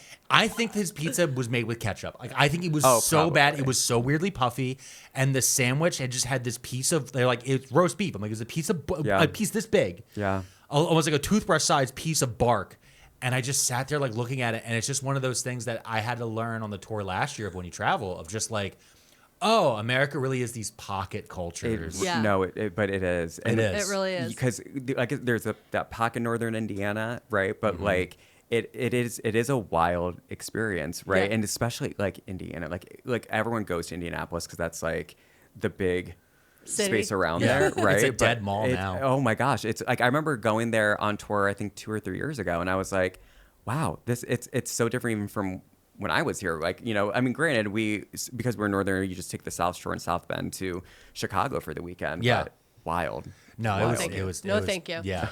But listen, now I'm like, we should go content trip to Puerto Rico. Yeah. If the Paul brothers can do it, we can do it. We can do it. Yeah, but we'll do it better. We're gonna go to Vieques. Yeah. Are you telling me right now we can go to Vieques? And we'll treat the coquis better. Oh my god! Did you see that? I was so mad. I told my husband about this last night. I was like, why would you do that? Why would you do that? They were so annoying. You're a tourist here, asshole. Like, we got to explain. And I just know that. Okay, so what's happening is that on TikTok, there's some tourist some white tourists went to Puerto Rico. Suburban whites. And they said the coqui frogs, which are the national animal of Puerto Rico. Yeah, they're these cute little frogs. Singing frogs. They sing all night long. They sing. They're very loud. But you know what? It's me. I love ambient noise, so I'm in. Yeah. But that's the frog of Puerto Rico. It's the noise. It's the background sound. noise of Puerto Rico. It's the sound. It's part of the smell. It's like it's just all everything. of it. Yeah. And these people went and tried to kill the frogs because they were being too loud. It's like, imagine someone like being like, we gotta shoot the bald eagles in America. Yeah, like, it's exactly like, that. It is. Yeah. Yeah, and It's so wild. then all of Puerto Rican TikTok was very upset for obvious reasons.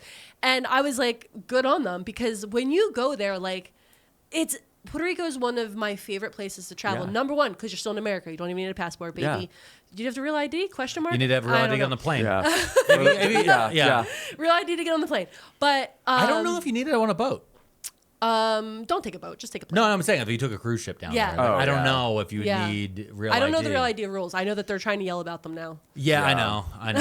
Yeah. It's one of those ones. It's been coming for 15 years. Yeah. It's been like since the It Patriot doesn't Act. matter. I Have you know. ever been to the DMV? I I don't know. want to go there. Guys, I was there for 6 hours getting mine.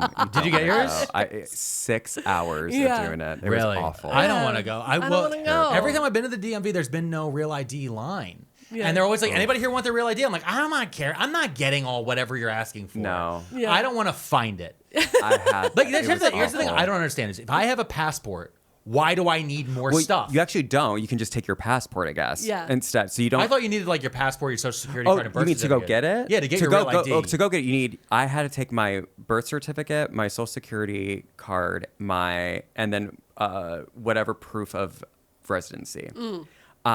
Your or bills. you can take your passport too. Then what is my fucking driver's license? So then they were saying That's that my if problem. you don't want a real ID, you never have to get a real ID. You can just, if you were going on a plane, for example, you just showed them your passport and your ID if you want, your driver's license if you want. But you can still use your. You can technically use your. I passport. have the passport card too. Okay. That was made it's really made for like the Canadian border.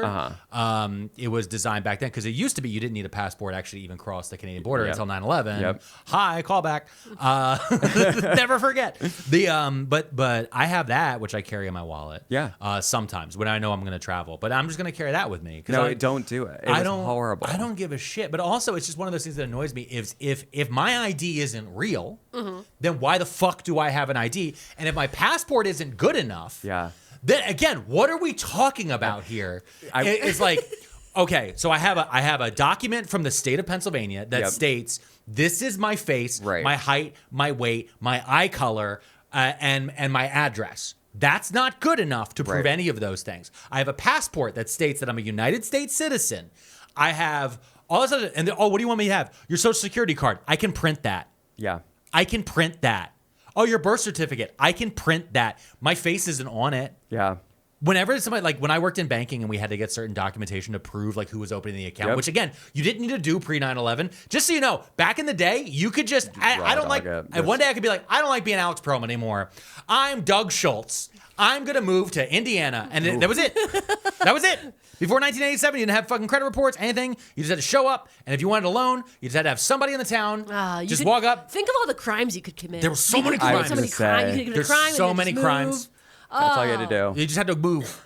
But now it's all this different stuff. It just drives me crazy. This real ID thing, that's the part that drives me crazy, is it's proof that none of these other documents are good. 100%. Yeah. So why am I doing it? It was the amount of women that got turned away because of either they didn't bring the correct marriage license, they didn't like that the name didn't match up, or that they had to have a marriage license from every time that they had a name change and got divorced, and if they didn't have the one that wasn't my mouth just sat there and I was like, we are so fucking cooked. And I waited outside for 2 hours, got in there, waited for another 4 hours. It was I was like, this is where like dreams go to die. It was, and then my phone died. Like No. I was like, I'm just sitting there. I'm like, cool. Now I have to sit in my thoughts. I have to sit in my thoughts now. I'm just gonna passport it up. No, we're just gonna passport. We're gonna take the standing up flight because remember the new planes have the stand up chairs because it's only a 2-hour flight to Puerto Rico. So we'll take the stand up flight. It's only like $20. We'll fly to the island and then we're gonna get on a puddle jumper when we get to San Juan and fly again to Vieques. It's my favorite place in Puerto Rico. I have to go now. It's a little island off of the bottom left coast, so you get Caribbean water, which is like, as a snob, if you're going to the island, babes, go to the south. Go to the south so that you can get that Caribbean water. But Vieques was a military base, right? And so they used to bomb on it. But because of that, it doesn't have a lot of residential stuff. But when you get to the island, this is how I remember it, because the last time I was there was quite a few years ago. Because usually if we go to the mainland now. But this, I'm saying if you and your partner want to take a trip back to Puerto Rico and you're going for a vacation, you puddle jump over, right? The flight from the little puddle jumper is only like maybe $100. Okay. And then usually there's only 2 cars to rent on the island. They're 2 Jeeps. They're owned by a couple. It's 2 gentlemen who got married in the 80s and they were flight attendants and they retired to Vieques. They bought 2 Jeeps and this is their whole business. They just rent these 2 cars out to the people that come to this little island. And you rent one of their Jeeps, and then you can get like what would now be an Airbnb. I think the last time I was there, I booked it on Craigslist. This was before Airbnb. Stop. Craigslist house. This is me in my late 20s. I'm like, I can do whatever I want. I'm not going to get murdered. Craigslist. Yeah. I'm not going to get whole documentary on it now. Yeah. Not murdered. I think you read this book to me on the story report. But no, so there's a few Airbnbs. And then all the beaches, they all have names like Red Beach, White Beach, because that's how the military had named them. Yeah. But every beach is like basically empty. There are wild horses, dogs, and pigs that run around in the water. Like anytime I was like laying in the water, you would just see a pig walk into the water. You're like, oh, there that goes. Or horses just running by. Oh my God. I know that when Hurricane Maria came, many of the animals did not survive, but I'm hoping in my heart that they have repopulated. And the best part of the fucking trip for us, this is a personal thing, is the house we stayed in had mango trees and coconut trees and lime trees. So we would just go out and like cut fruit. And then we made friends with a guy who was a fisherman right by there was like a beach bar and he was out fishing and we made friends with him because we smoked weed with him. And then he gave us fish. Every day we would go and just get some fish from him, give him like $1 or something. Like it was like nothing. And then come back and make like ceviche with the limes from the trees. You know what I'm saying? Like I was living. And now I change poopy diapers and live in the suburbs. Well, but you can always go back. You can always go back. I'm going to go back. Play with the if I saw a wild pig playing in water, I would just be tickled. Very cute. And you just don't go too close to them. But like they're very cute. Yeah. But yeah, Puerto Rico is my favorite place to go. Like whenever we talk about vacations, family vacations, we're always like, we gotta go. I gotta go now. A big part of this week's episode has been brought to you by Pearlmania500.net. That's right, our Patreons at Pearlmania500.net have been sponsoring us for the longest time. They've been our oldest, longest, and best sponsors, and I want to tell you how you can join and get some exclusive content right over on our Patreon.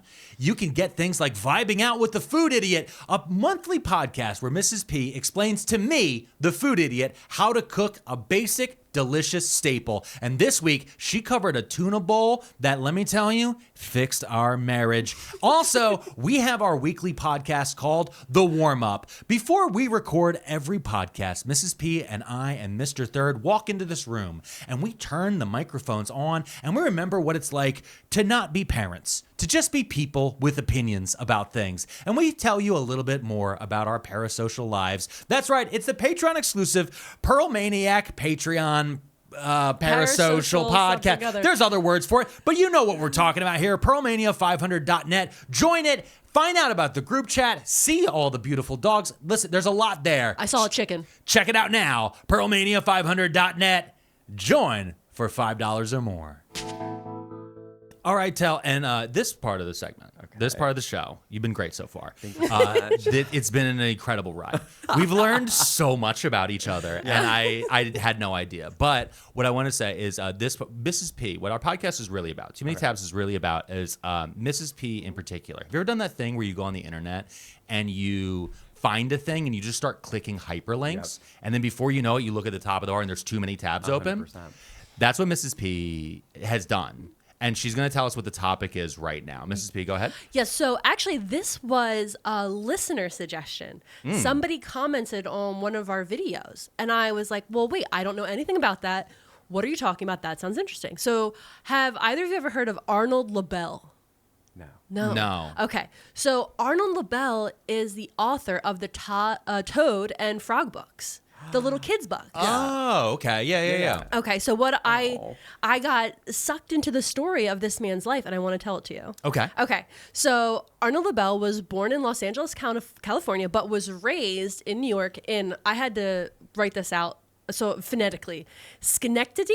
Yes. Fingers crossed. Yeah, you nailed it. Fingers crossed. Got it. You nailed it. Because when you look at that word, it doesn't look like it should sound like that. No, I'm gonna say that. I think there was a Schenectady movie. Wasn't there Schenectady, New York, a movie? Yes. Okay. Yeah.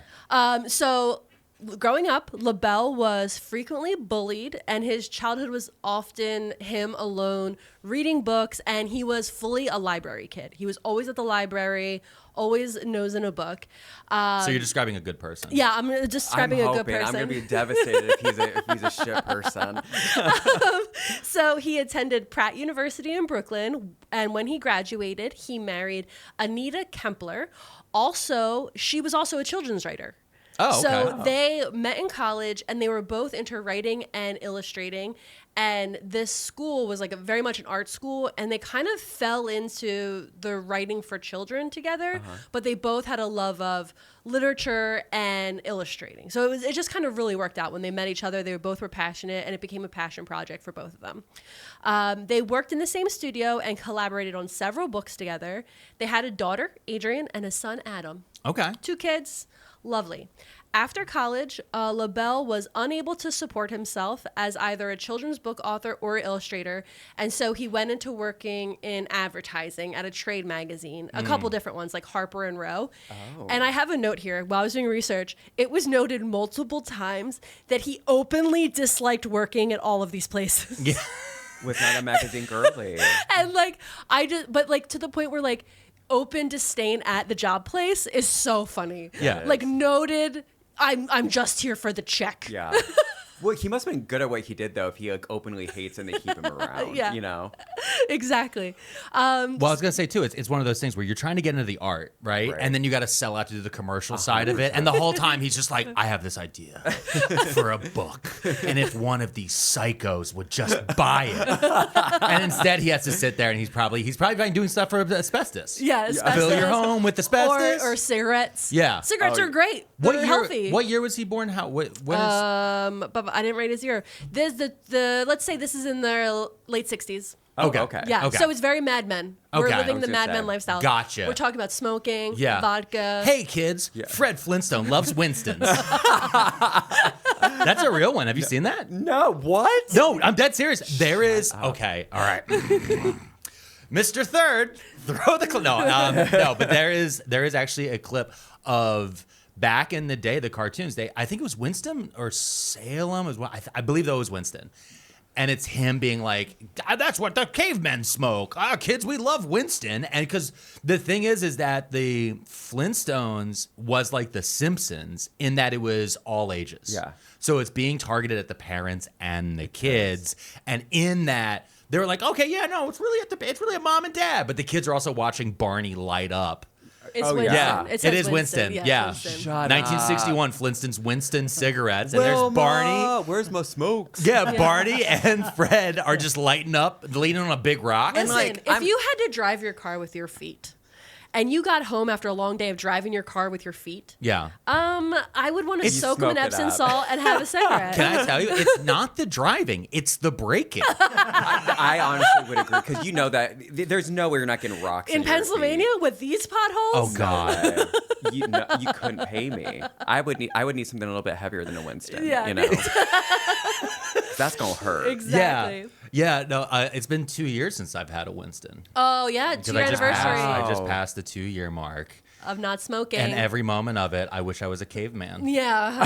It's been a journey. He misses his bros. They were my. Did you ever smoke? No. Well, no. Like not like continue. Like when I've been super drunk, I've been like, that sounds great. A drunk cigarette. I've been told repeatedly by people that are not my wife that drunk cigarettes don't count. Okay, then I never have because I see Carrie Bradshaw doing it in Sex in the City, and I'm like, they work. Yeah. If I was a kid seeing the Flintstone ad, Yeah. I'd be smoking up. Absolutely. Constantly. Lindsay Lohan said cocaine was cool, and I was like, bet. I was whoa, yeah. It's gonna snow now, Yeah. It's like all the cool kids are doing. Yeah. Okay, so the Frog and Toad series itself began in 1970. Okay. And it tells the tale of two amphibian friends. Mm-hmm.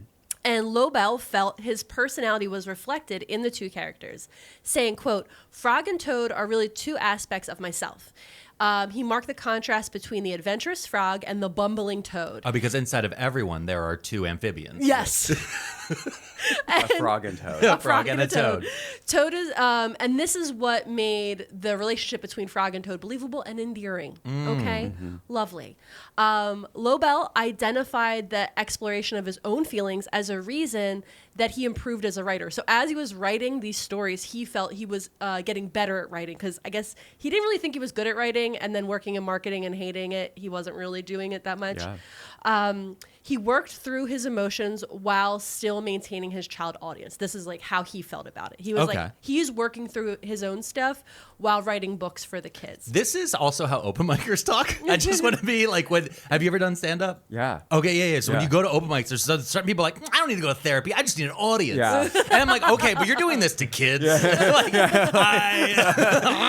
it's a little bit different when it's a bar crowd at 1:30 in the morning. So, some of those books and manuscripts got fucking dark. He was like, Frog had a drinking problem, and Toad said, "I'm gonna leave," and then Toad was like, "I don't need you, Dad." It's like, whoa. Yeah. That was not my experience at open mics. I ended up with a husband. Yeah. That's how we met. Oh, stop. That's our meet cute. I was hosting an open mic. Mm-hmm. And I was blackout drunk. Where was this at? It was in Philadelphia. Across the street from a prison. Yeah. That makes sense. An abandoned prison that is occasionally a haunted house. Oh, wait, Eastern State Pen. Yeah. Yeah. And the funny part with Eastern State, I don't know, do they still do the haunted house? No, they do a beer garden now. No, but they're bringing it back. Are they? And I think it's really dark because when I went through, I'm like, this is fun. Then I thought, it's not fun. Damn, this is really shitty that you're doing this tough. Yeah. I know.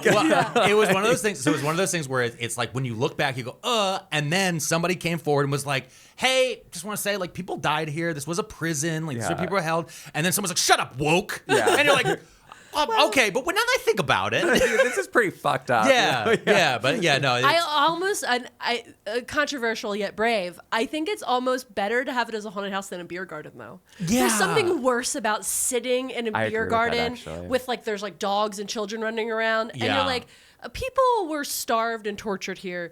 At least let the theater kids act it out, because the theater 100%. kids, that's their time of year. They went through and they learned the patient they were playing. There's a gal on YouTube whose name I don't remember. It's Mikey Glamengord. Do you ever see her videos? Mm-hmm. She used to be very popular in like the makeup YouTuber era, and she would do all the prosthetics horror stuff. It was like her whole thing. But she started, I believe, working at as one of the theater kids at the penitentiary, doing like makeup and scare stuff there. And now she's like, living in LA. I've done the tour, the actual real tour, and it's really good. Yeah. It's actually really, really great. And we met at the bar across the street called Urban Saloon, and it was in the back room. Mm-hmm. I'll give you the quick breakdown. I wanted a Yingling, and they kept giving me Coors Light, and and I don't drink fast. Yeah. And so my thought process was, I'll grab the waitress and switch the beer. Yeah. But I just kept pounding them. I just kept drinking them faster and faster and faster. And so I put all these silver bullets down, and the waitress just kept replacing them. So I kept walking back. So in my head, I never reached the bottom. Yeah. I was to me it was like a bottomless can. Damn, it keeps going. And it wasn't a bottle. It was the aluminum bottles, like the ones you get at the baseball stadium. And so I was just knocking them back. And then she was there, and they're like, you've been to an open mic. Yeah. Not a beautiful crowd. It doesn't. They don't usually. It doesn't draw beauty. Yeah. It draws people who are free on a Monday at 8:30, and that is not beautiful people. I just want to throw that out there. Yeah. That's more of a Thursday through Saturday crowd. Absolutely. If you're looking for beauty, 1 a.m. Yep. Yeah. Dark lights. And so she walked in with her friend who was trying out comedy. And the whole room, like, it was record scratch. Whole room got quiet. And I was like, whatever. She thinks she's better than, like, instantly. I'm like, guys, she thinks she's better than us. Yeah. And then slowly throughout the night, I started, like, making fun of her and, like, kind of hitting on her from the stage. Yeah. And some other things happened. And then eventually I approached her and she was like, yeah, you wouldn't have talked to me without a mic and lights. And I was like, yeah, no shit. Idiot. Yeah. Duh. Yeah. And then I told her to find me on Facebook because I'm kind of a big deal. That is actually so funny. And it worked. That's not okay. And it worked. A lot of other things played And it into worked. this. And it worked because while she was beautiful, I call her my little scratch and dent because I got a good deal. You did. You know what? On a nice appliance. So really, Coors brought you together if you think about it. It really did. Yeah, the silver bullet. silver also a coworker vouching for you. Yes. I knew someone who knew him, and she came and was like, hey, my friend said he met you and he thinks you're hot. And I was like, okay, that weird drunk guy with the New Balance sneakers, what are you talking about? And she was like, no. It was the Jonathan Taylor Thomas sweater that you hated. And he had on like the old school 90s blue sweater with the one white stripe. Yep. You know the one. Oh my God, And I was yes. like, is that from high school? Like, or are you wearing vintage? And it was high school. It was from high school. It was. I was wearing it long enough that it was vintage now. Yeah. Oh my God. I was a mess, and it was the most confident I ever was. I've never been that confident again, and I don't have to be. No. That's the beauty of marriage. That's the beauty of marriage. Yeah. Yeah. You don't But need yeah, Coors so Light someone anymore. came to me and I was like, he had really weird energy and potentially drunk. Yeah. And she was like, no, he's actually a good guy, And so because I had someone vouch for me, I was willing to talk to him. You know what I mean? Yeah. Because you were like, my first impression was, this guy's really weird and very drunk, and I don't drink. So I was like, so there was even more I was of like, a, that's weird. Yeah. For me. But what's crazy is I don't drink like that usually. Yeah. I usually don't drink like that. Maybe twice a year. Yeah. Now much less, but like twice a year I would get like ripped. Yeah. Now he just does the gummies. Now everybody's into the gummies. Yeah. I love the gummies. I love them. They sponsored us one week. Did they really? They sent me a box. No way. And I want them to sponsor us again, and they just haven't come back. I don't know if I don't think we popped their sales. I don't think my audience. Please, listeners, buy more of the gummies. So that Alex can have more of the gummies. I don't remember what the promo code was. Oh my God! Come on. Well, we have so many different promo codes. That's so fun. Have you had the it's like nowadays or whatever? It's like the liquid. No. And so you can make like a mocktail. Well, it's not really mocktail because it's Yeah. like gummies. Yeah. But it's so nice. That's actually what I did while watching the Mormon Wives show. Just popped in a gummy and watched. Now that sounds lovely. Pop in a gummy and read. And they're so chaotic. You need to bring yourself down a little to meet them in the middle. 100%. Because the Mormon Wives are wild. Right. I want to now take a gummy and read Frog and Toad and just see if I can like see the underlying issues dude was going through. Like, what was he working out? So, okay. But we get to Frog and Toad in a minute. I have a gummy story about this house because you've now been in it. And now you've seen that this is a very old house. Yeah. And so I didn't do gummies. I quit like smoking, weed, all that different stuff for 10 years. And I had a bad breakup. And then I met Mrs. P, and I was like, I don't need drugs. I'll have the rest of the world. I had a great life. Everything was good. We were up in Boston, and then we discovered in Boston it's legal. You can go to any store because it's not Pennsylvania, and it's fucking great. And the person we were with was like, hey, I had some gummies. And Mrs. P was like, whatever, it's legal. I don't care. You can just have one. And I was like, this is great. And then she was like, okay, well, buy a bag and take it with you. And so I took it home. And crimes. Crimes. And then we're here at the house, and we bought the house finally. And the week we bought the house, everything got moved in. She had to go away to a bridal shower. Oh gosh. In Hershey. And so she was gone, and so she leaves. And right before she leaves, I'm like, she's gonna leave here. I'm gonna have the whole house to myself. I'm gonna eat a gummy in the living room. I'm gonna watch Godzilla movies. I'm gonna be a big mess. Before we had the dog, we didn't have the baby, all this different stuff.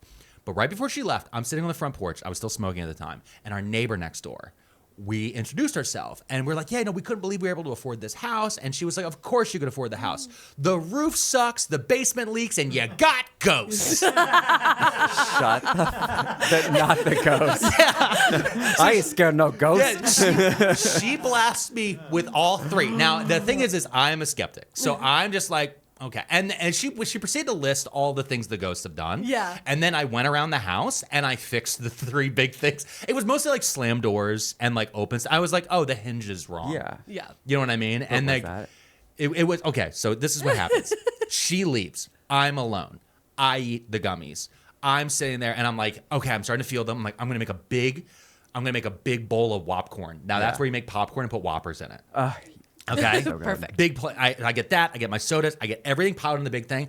I come back in. I plop on the couch. And I'm sitting there and I'm watching the show and I start hearing these men argue that are not in the show. And I'm like, it's outside. And my first thought is, it's outside. No. It's outside. And I'm like, But we don't live in South Philly anymore. We don't live- yeah, no, Nobody's arguing outside. it's so quiet. It's so Yeah. quiet here. And I'm like, okay. And then I'm like, all right. And then I get up and I'm like, it sounds like it's coming from behind the wall. And I'm like, I literally I get in the corner. I don't even have a gun, but I like pretend like I do. Like I'm stacked You're up. holding the Whoppers. Yeah. Yeah. Whopper. And so like I step around the corner, nobody there. I like look outside. There's nobody around. Yeah. And I like sit down. I'm like, okay, there's no ghost. You're alone. Everything's fine. And then I reach. I'm like, I'm going crazy. I need to record this. Yeah. I need to record this so that way I can play it back. And that's when I'm like, where's my phone? And I'm like, oh. And I reached in the couch cushion. I pulled my phone out. I turned the podcast off that was playing on the speaker of my phone. And then I began to hit record. And I went, oh fuck. That is so. It was funny. literally just like I don't even remember what I think it was like like Chris Jericho's podcast Oh, like talking my about God. wrestling, and it was like Chris Jericho was haunting me. I knew it. I knew this would happen. I knew Y2J was around the corner. Yeah. But that's my big ghost story, and like doing gummies alone. But now I've gone through and I'm just like, all right, I'm more comfortable with the place. And the ghosts that are Yeah. here are chill. They're fine. Yeah. I mean, No big listen, deal. you just have to make friends with them or offer them one. Yeah. Yeah. You know, because if you offer them, they'll be chill and probably just take a nap. Yeah. Yeah, they're vibes. They're Yeah. cool. Yeah. Wait, let's get back to the story. Oh yeah, we should. Okay, so Look how many tabs we opened. Yeah, exactly. This okay, so it was part of Lobel's belief that adults and children's emotions are more similar than they are different. Point blank, period. Children are like adults. Well, I mean, What? in the 60s, you have to remember, they're like, kids don't think and feel like the way that those Yeah. children were treated in the 60s. It was like, shut up and sit in the corner. You don't have feelings. Gotcha. But he had the belief that children deserve the same empathy and respect as adults. It was before that PSA. Which one? Where are the your kids? one? No, not the Where Are Your Kids one. The one where it's from like the 70s, where it's like all these parents like screaming at their kids. It's like, don't do that. Yeah. I You know love the that one they I'm had to talking- make commercials of Right. like, hey, do you know where your kids are after dark? Yeah. Hey, maybe you shouldn't yell at them so much. Yeah, no, it was like a series of like parents like coming home from work and being like, shut up. And like, don't do that. Your kid I doesn't like- like that. Hey guys, this is bad. Yeah. I like that now that's been replaced by Caucasian women on Instagram being like, you need to not formula feed and no seed oils and gentle my- parenting is from the devil. And you're like, okay, guys, I didn't need all this parenting advice. Right. From- We took care of that in the 70s. We just Yeah. need that one infomercial. We're good now. We're good now. Yeah. So his work is often described as sunny, warm, and even cozy. Despite this, the process of writing was painful for him. He was far more inclined to want to illustrate than write. Like, he didn't like the writing part. He loved drawing. Yeah. He loved drawing the stories and the pictures of Frog and Toad on their little adventures, and he loved that part. But coming up with the story and the copy, he hated, which is so funny because if there's one thing I despise, it's writing copy for anything we post. And having worked in communications for so long, I'm like, yeah. I hate writing copy, but it's part of it. Mine's titles. Yeah, titles. He hates I titling hate YouTube. That's why I love TikTok. 'Cause you just. No. Because on TikTok, like the title doesn't really matter as True. much. It really doesn't. And like the things that go viral, like sometimes I just don't put anything and it Yeah. still pops. Yeah.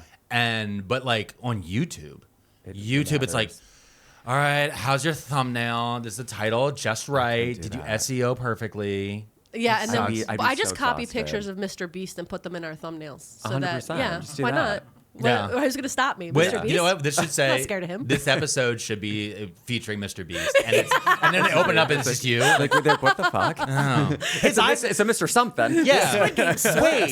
Wait. That man's eyes aren't dead. Yeah. Yeah. He They're not looks like blind he behind them. likes his life. Yeah. Okay, Dark. but the main reason he kept writing, kept writing the books and not just drawing them, is because he wanted the royalties. Because you only could get the royalties if you wrote and not like he needed to write the books himself and not just draw. So even though he hated the writing part, he just kept doing it because he knew it was the only way to get the royalties. And I was like, do illustrators not get royalties? They don't get as many. Yeah, they you know can what I copyright mean? their image, but I don't think Yeah, not as much. Yeah. Not as much as Yeah. getting your name as author on that bad boy. Yep. Damn. And I was like, I respect this guy's hustle so hard. Yeah. Because also he's openly complaining the whole time. Yeah. And if there's one thing I'm used to is someone walking around openly complaining. Yeah. Somebody who built a brand off of openly complaining. And not just loudly. the ghost, you know? He illustrated close to 100 books during his career that were translated into dozens of languages. In the early 1980s, he and his wife Anita separated, and he moved to Greenwich Village with his partner, Howard Weiner. I knew it. I knew it. My husband has a PhD in children's literature and has a frog and toad shirt. And I thought, when you said frog and toad, I'm like, that's gay. Because he's like, oh, there's a frog and toad in all of us. There sure is. There sure is. Frog and toad aren't that different. They're not that different. It's just like a twink and a bear. Yeah, this is Frog and Toad. It turns out was actually 1965 code for top and bottom. 100%. You know it was. Oh my god! I knew it. Friend of Dorothy's. Yeah. You know? Wait, and so his husband's name was Howard. Howard Weiner. Howard Weiner. Shut up. I can't. It's How did I miss that? Howard I know. Weiner. I feel like there's only in New York. Yeah. Are there people with the last name? Because Anthony Weiner. Yep. Wow. Yeah, we were just talking about him before because he was just on a podcast. He's trying to, I think he's trying Rehabilitate to his image? resuscitate his image. No, No. be gone, Babes. Goodbye. You had so many shots. Yeah. The wiener. Yeah. Oh my god. Yeah, he put so many shots of his wiener out. Yes. That's what Oh my you're god. saying, Yes. 100%. Thank you.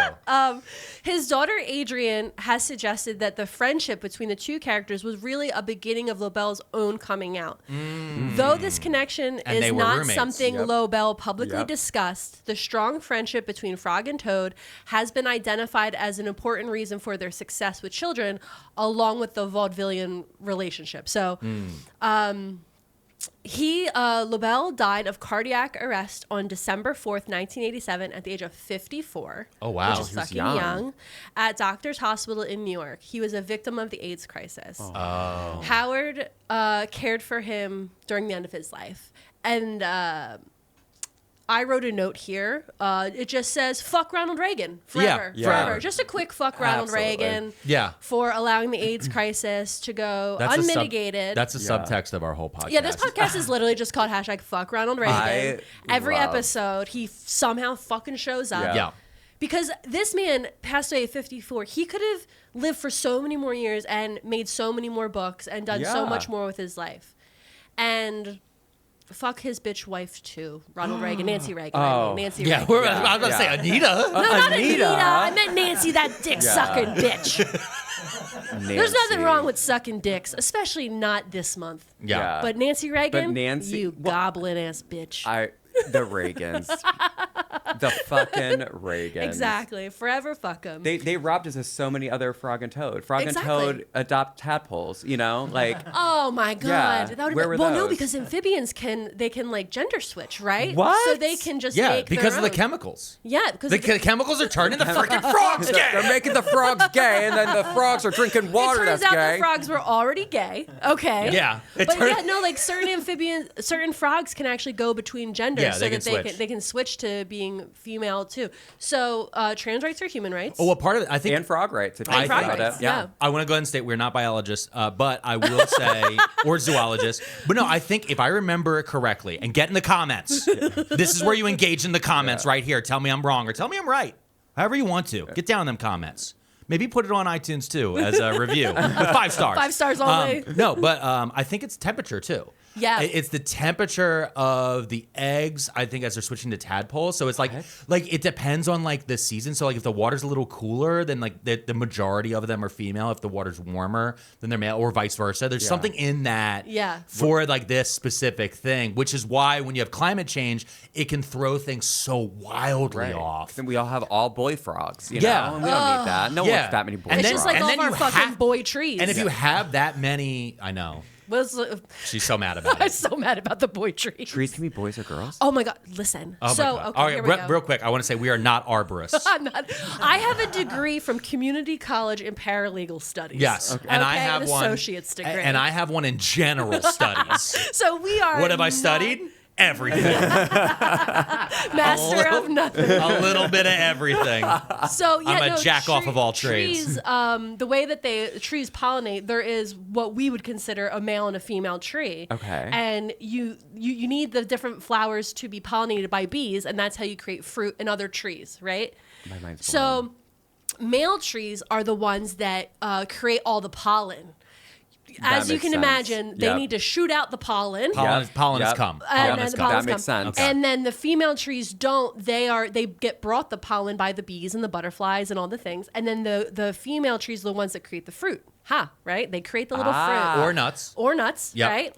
So because of capitalism and patriarchy, sure, is we as a society plant mostly male trees because we don't want there to be free food just floating around the place. Right, that'd be insane. Because if we had streets lined with female trees, there would just be fruit you could grab, pears and apples, as far as I could see in this neighborhood. Yeah. But no, we don't do that. Instead, we just have all male trees, which means we all have allergies out of our fucking ass. Yeah, and just that's why Flonase and Claritin all day. And if you go into Philly during like late spring, early summer, the whole place smells like cum because it's that type of tree. This is what I was about to ask. I was going to say, maybe I knew that because there's the cum trees. The cum trees, they stink. They stink so fucking bad. Yeah. And one day I'm like sitting there, I'm like, there's a real smell? name for him. I I think remember it's the ginkgo tree. well, Yeah, I think it is. It's too much. Yeah, no, Yeah. it's very Which is strong. not a overwhelming. native plant. No. I'm just going to say. But there's a lot of them in Philadelphia, and it was.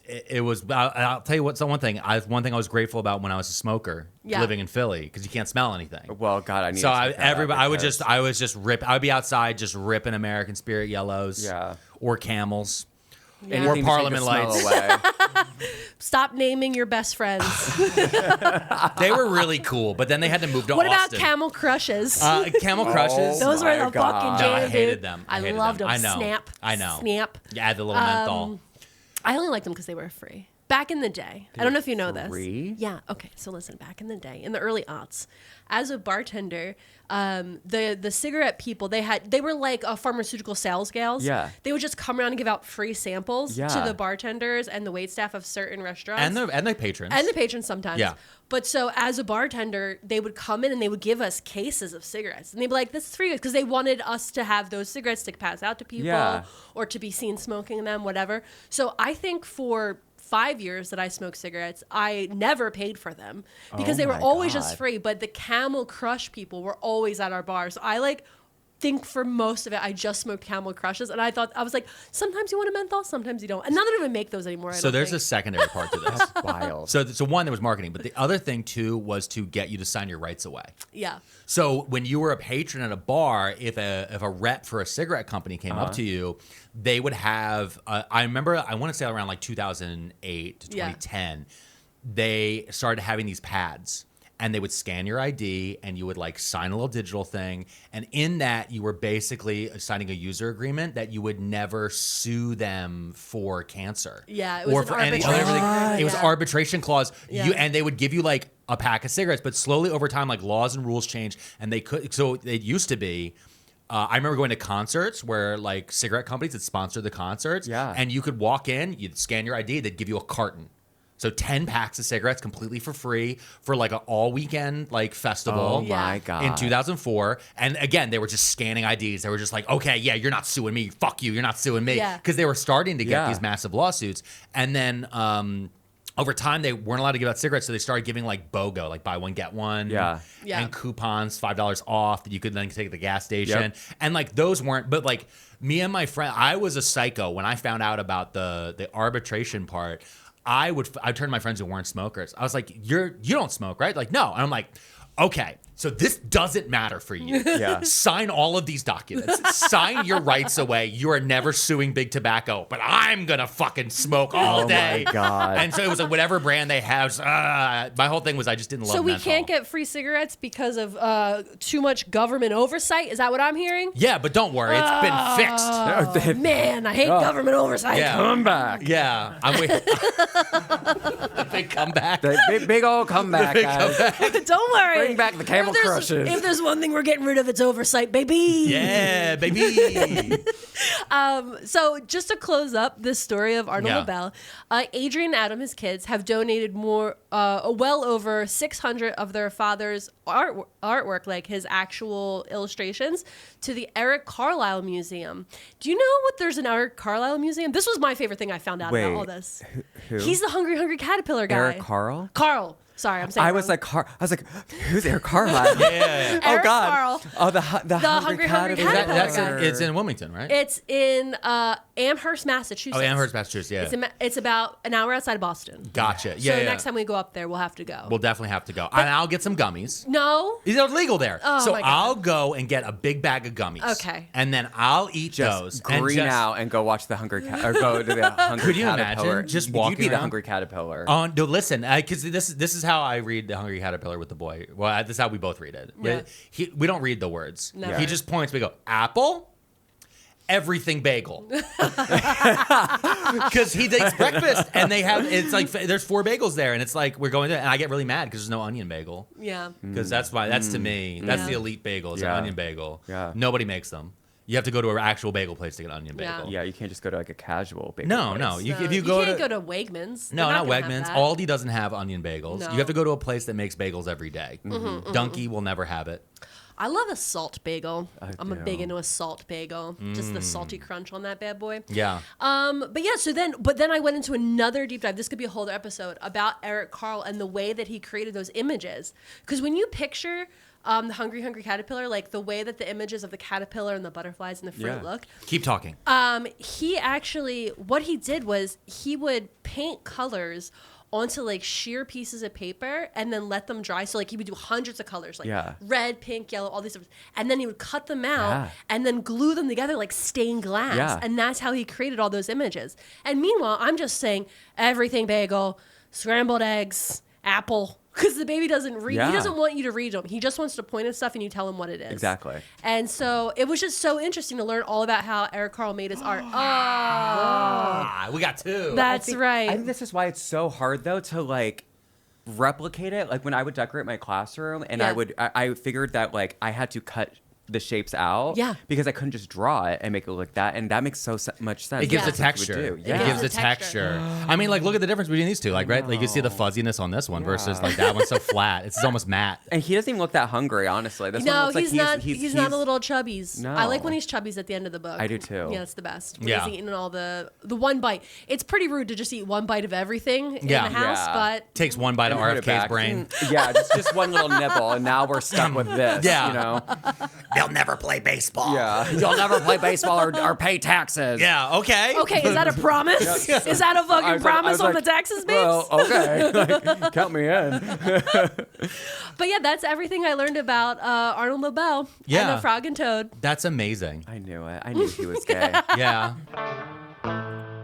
Well, everybody, that's been our show. I want to say thank you so much. Thank you. This is fun. No, you were great. This You're a was great the guest. best. This was, I had a blast. It was we literally had the note about Frog and Toad. Frog and Yeah. Toad. And then we had the other note just said freewheeling discussion Fun about times. content creation.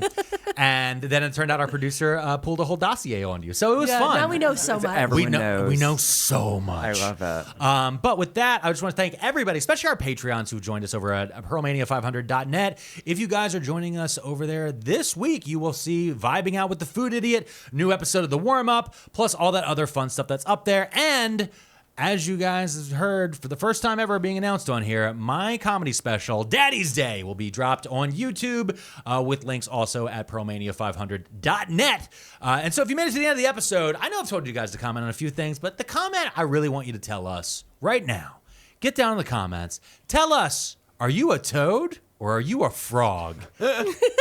Hit us with it, baby. Oh Thank you so much. This has been Too Many Tabs!